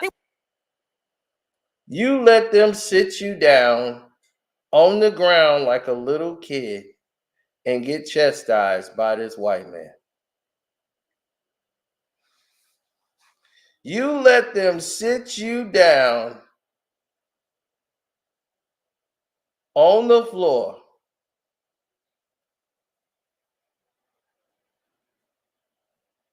lie down and let this man disgrace you. And you're supposed to be this multi-million-dollar black man that's trying to tell people about success in business and what to do. So this is how you got to make it, ladies and gentlemen. You're the guy that's hired this white man. And this white man is treating you like you work for him.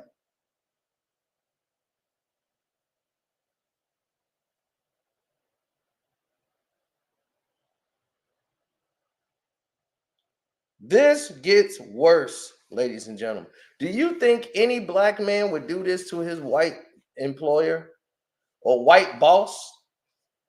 If his white boss came in late to work, you think if they was on the show, he said that to him, that black guy would be fired?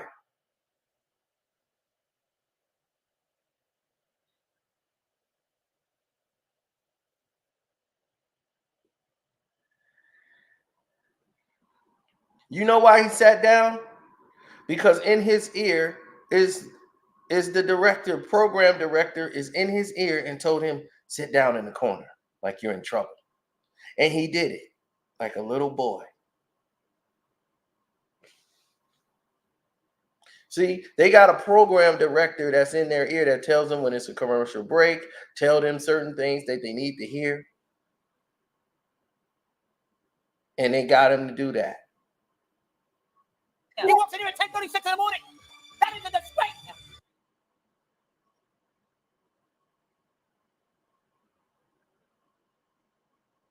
Now, where is this funny? Where is this funny?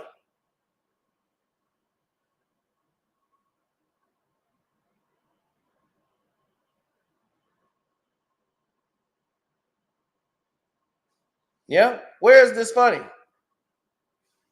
Because it's not funny. It's pathetic.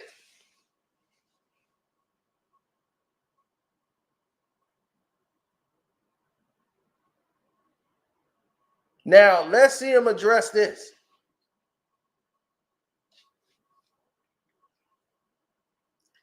He won't.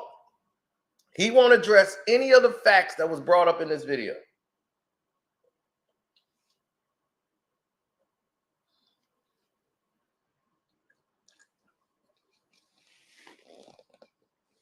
Finna Barry Bonds his ass, and then we done with him. So you let this white man put you in timeout. Who you hired?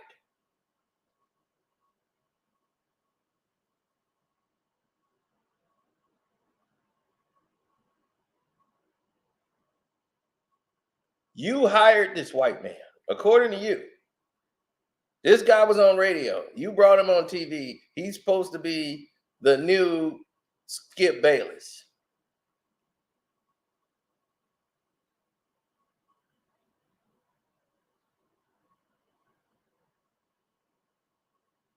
You let them use you as an example. This is what you show black people to look like. Subservient, deviance. Oh, he's nothing like Skip.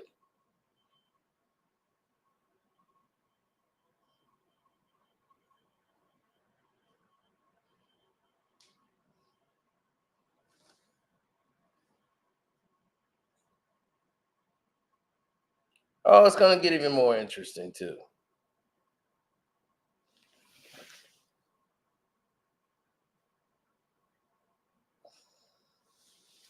Yeah.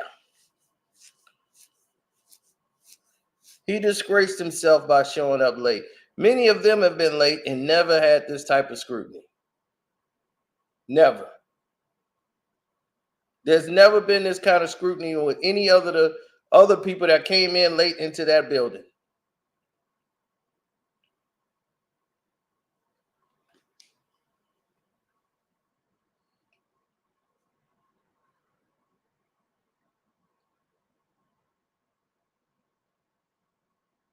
I know what you're thinking.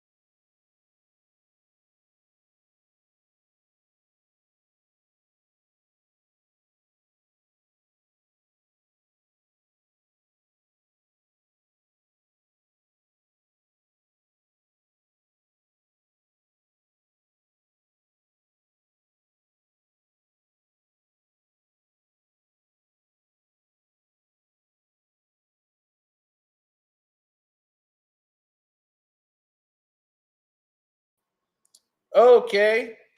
They tried to knock me off.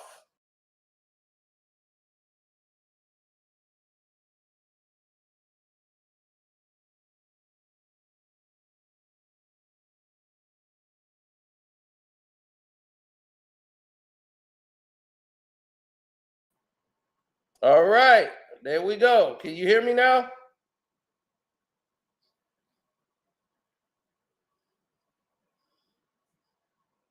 If y'all can hear me, give me the thumbs up and say okay.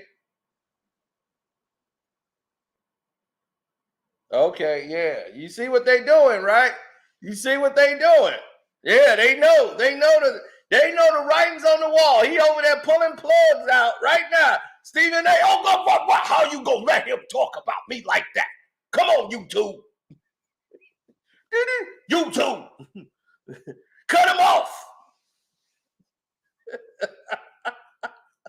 This is why I don't use YouTube servers.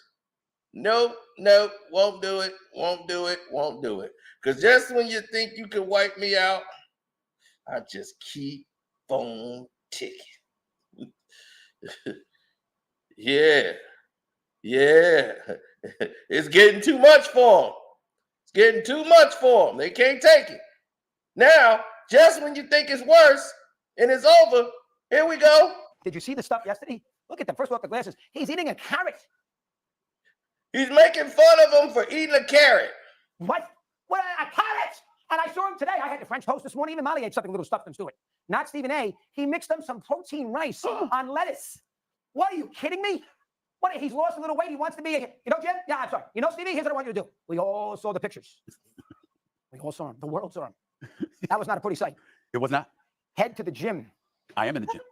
Head to the gym. Did you see those abs? Oh, my God. I'd show you mine, but I don't want to embarrass him. Did you see those abs? Don't ever. Show those. You can eat all the rice, you can eat all the carrots, Right. and drink all the herbal tea you want. Right. You are woefully out of shape. Yes. Look.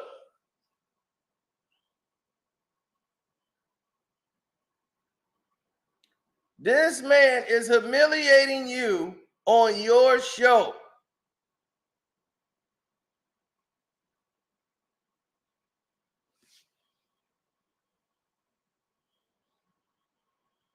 You see that?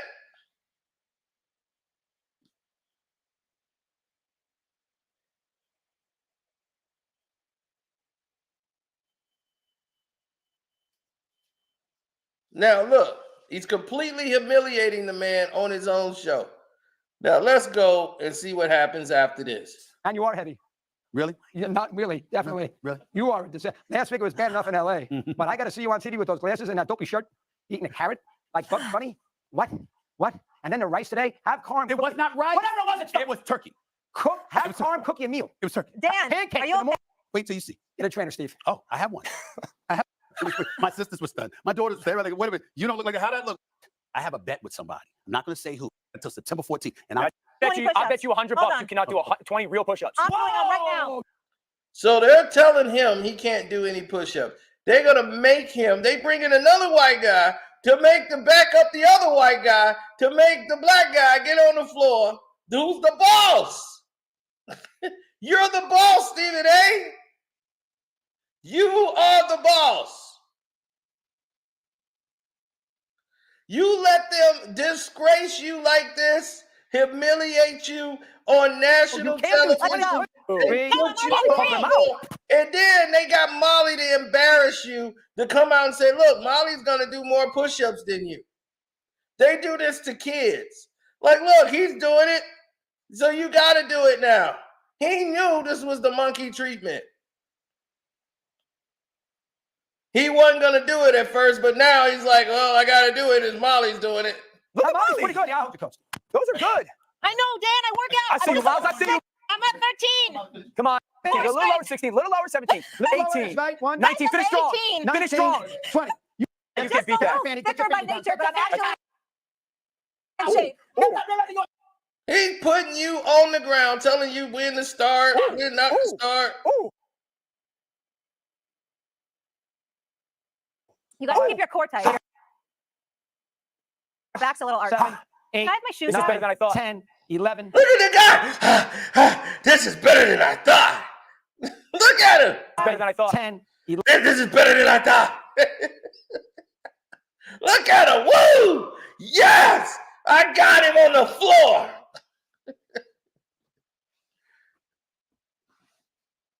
How are you letting these people treat you like a dog?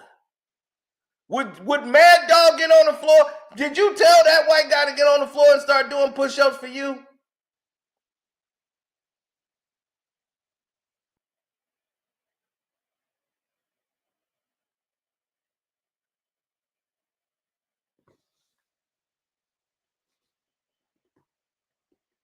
He ain't gonna address this.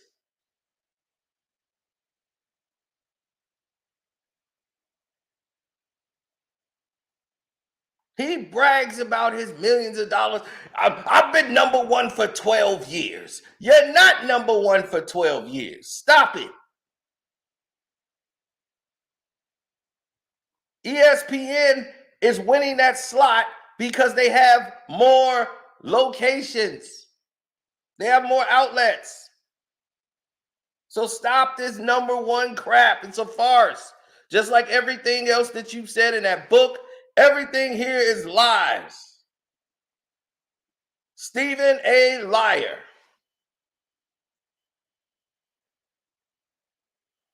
And one thing old Whitlock said that made sense. Stephen A. Myth. You are a myth. Not a legend, a myth. Look at this guy. Oh, yeah. Oh, yeah. Look at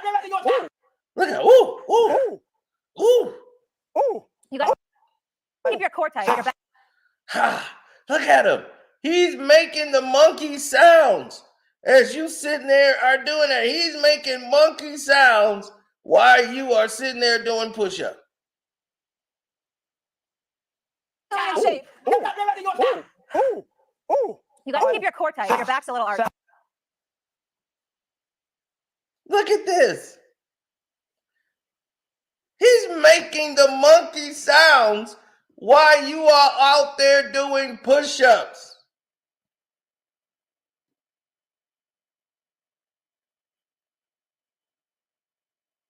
Neither of the other white men got on the ground.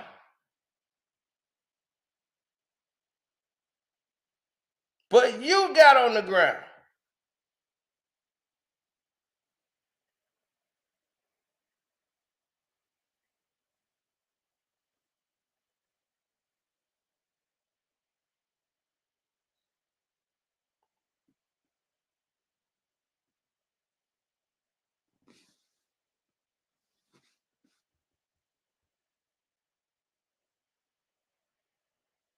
Exactly.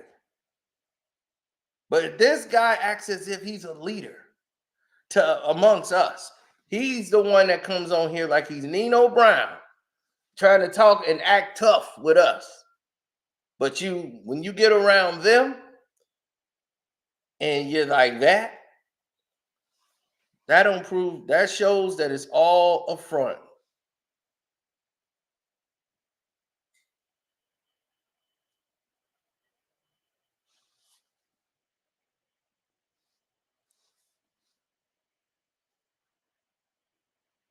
It's all a front.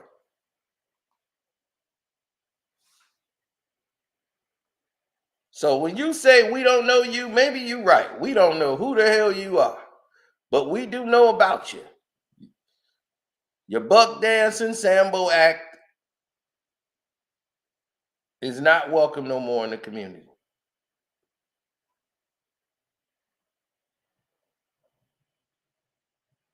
He didn't even average 1.5 a game.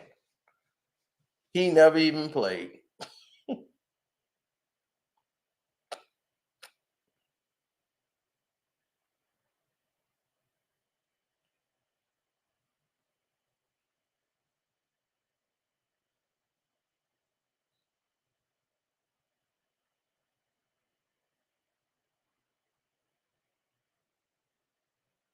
He didn't play one game for Winston-Salem. He was on the bench, never played. Got hurt in scrimmage and quit.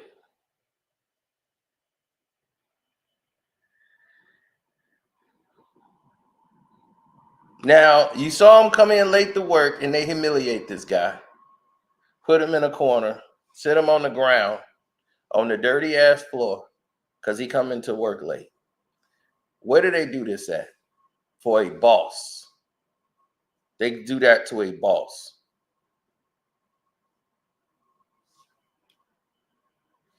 Now, all of y'all seen this here. When he go live again, you ask him to explain himself. When he got that call-in show, people need to call in and say, man, why you let them treat you like a monkey and put you on the floor doing push-ups and sitting you in the corner? Why you lying in your book?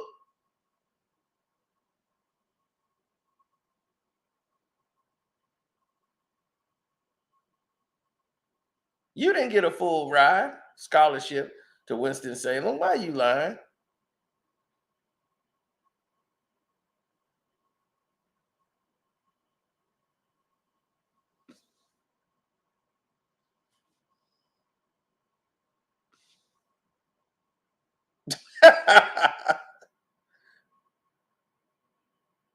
So this man got a lot of explanation to do. And if y'all know Whitlock, send this video to Whitlock, because if Whitlock said, maybe he'll get on his head. He know he ain't gonna have to answer to me. But Whitlock, oh, that's different. He gonna have to answer to him.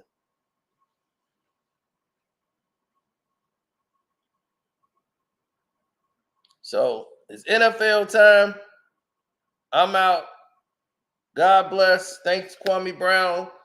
Thanks for Bus Life, Ticket TV doing this thing out there. Shouts out to HD. Oh, HD was live. He had a good live last night. Welcome to HD IITV. Jag Sports with Jose Rodriguez. I don't know where Armando Black been. I haven't seen anything from him. Go Browns. I told you, man. When the guy came on here and told y'all, Marcus came here and told y'all to play, and that was exactly it. And I put my money down on it too. What's up, T? Yeah. Oh no, I'm through with Blue. After they didn't cheat and cheated Bama and gave y'all that damn championship. Cost us the coach and everything. Yeah, the Browns gonna win because they need Flacco to play against Lamar Jackson, go against his former team. And these are two teams that don't like each other. You know, they got a history. The Browns are the Ravens. That's the original Browns team. And they created this new Browns team. So this is rivalry. You know, the new Browns versus the old Browns. So then Flacco was the old quarterback who led them to a championship. And now Lamar Jackson got to go up against that. The storyline is you can't write nothing that perfect.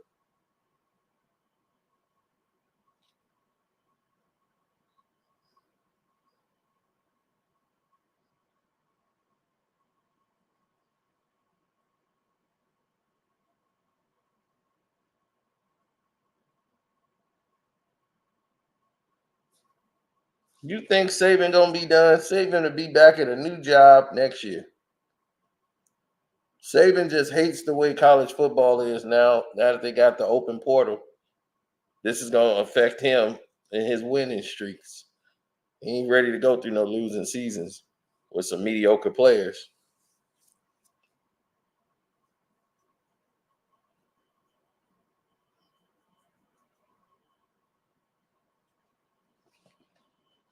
Right. They love their storylines. Green Bay, and that's why they cheated for the Green Bay against the Bears. They wanted them Packers in there to play Dallas. So they can have that Dez Bryant catch. Now Dallas gets their revenge. Oh my God. Now you got Matthew Stafford going up against his old team. Jared Goff going against his old team. The two quarterbacks that was on each other team now going against each other. Storylines.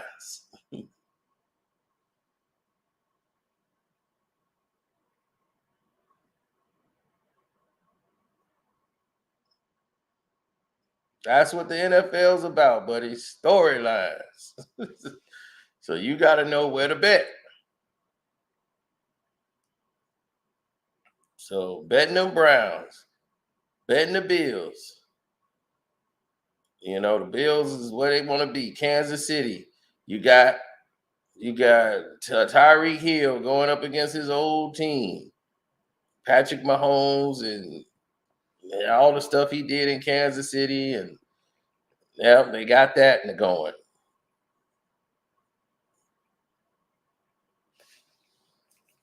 Storyline. So they finna get waxed. It's gonna be like 5 degrees, 30 degrees below zero in Kansas City. So they finna get waxed. And then that's it. They wiped out.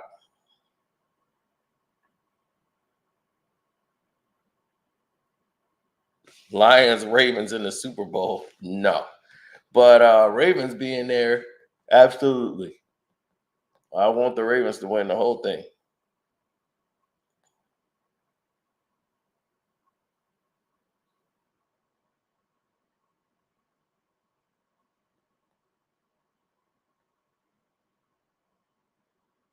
Dallas can be in the Super Bowl. That just means whoever, if Lamar Jackson is going up against Dallas, woo, I'm more than happy because we're going to beat them by 6,000 points. It'll be the biggest lopsided victory in history. But I think they want the 49ers to go. They do a 49ers Ravens rematch.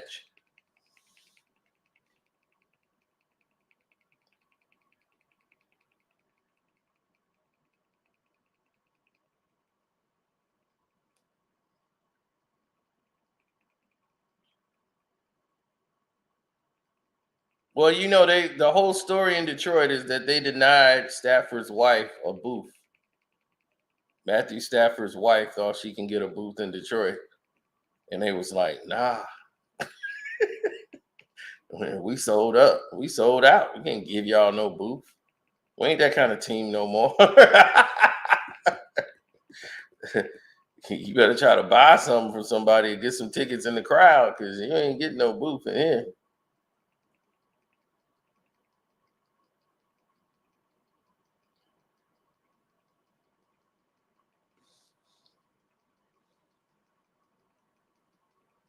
Anime OG TV.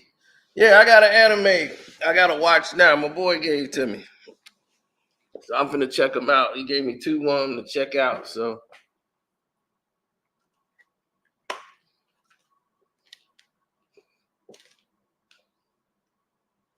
this Shy Monetta series, I got this one. And then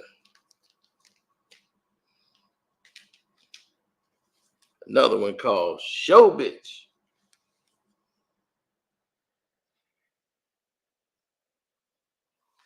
So I don't know if y'all seen those two.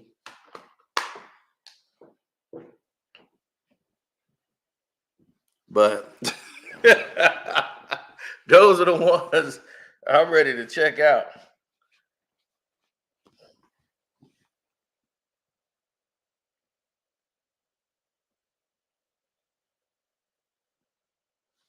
You must don't know anything about anime, sir. Anime is for adults.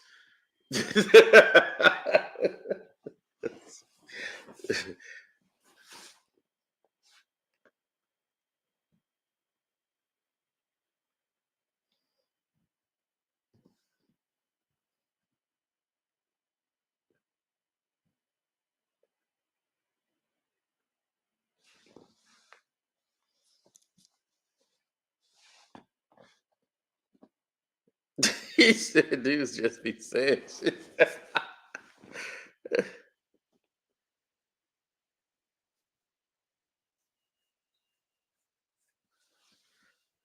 Oh yeah, you see Lamar, everybody kept talking about Dak Prescott. You see Lamar is first team all NFL, right? The only Cowboy that made it was CD Lamb.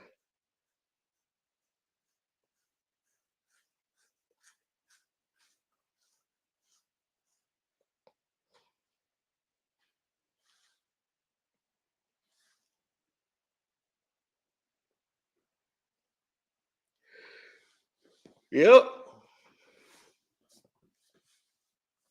CD Lamb. And the quarterback, Dak Prescott, didn't make first team. Everybody's like, how he didn't make it? Because Lamar Jackson made it. That's why. Now, you think somebody who's all NFL first team is not finna win MVP? Guess again.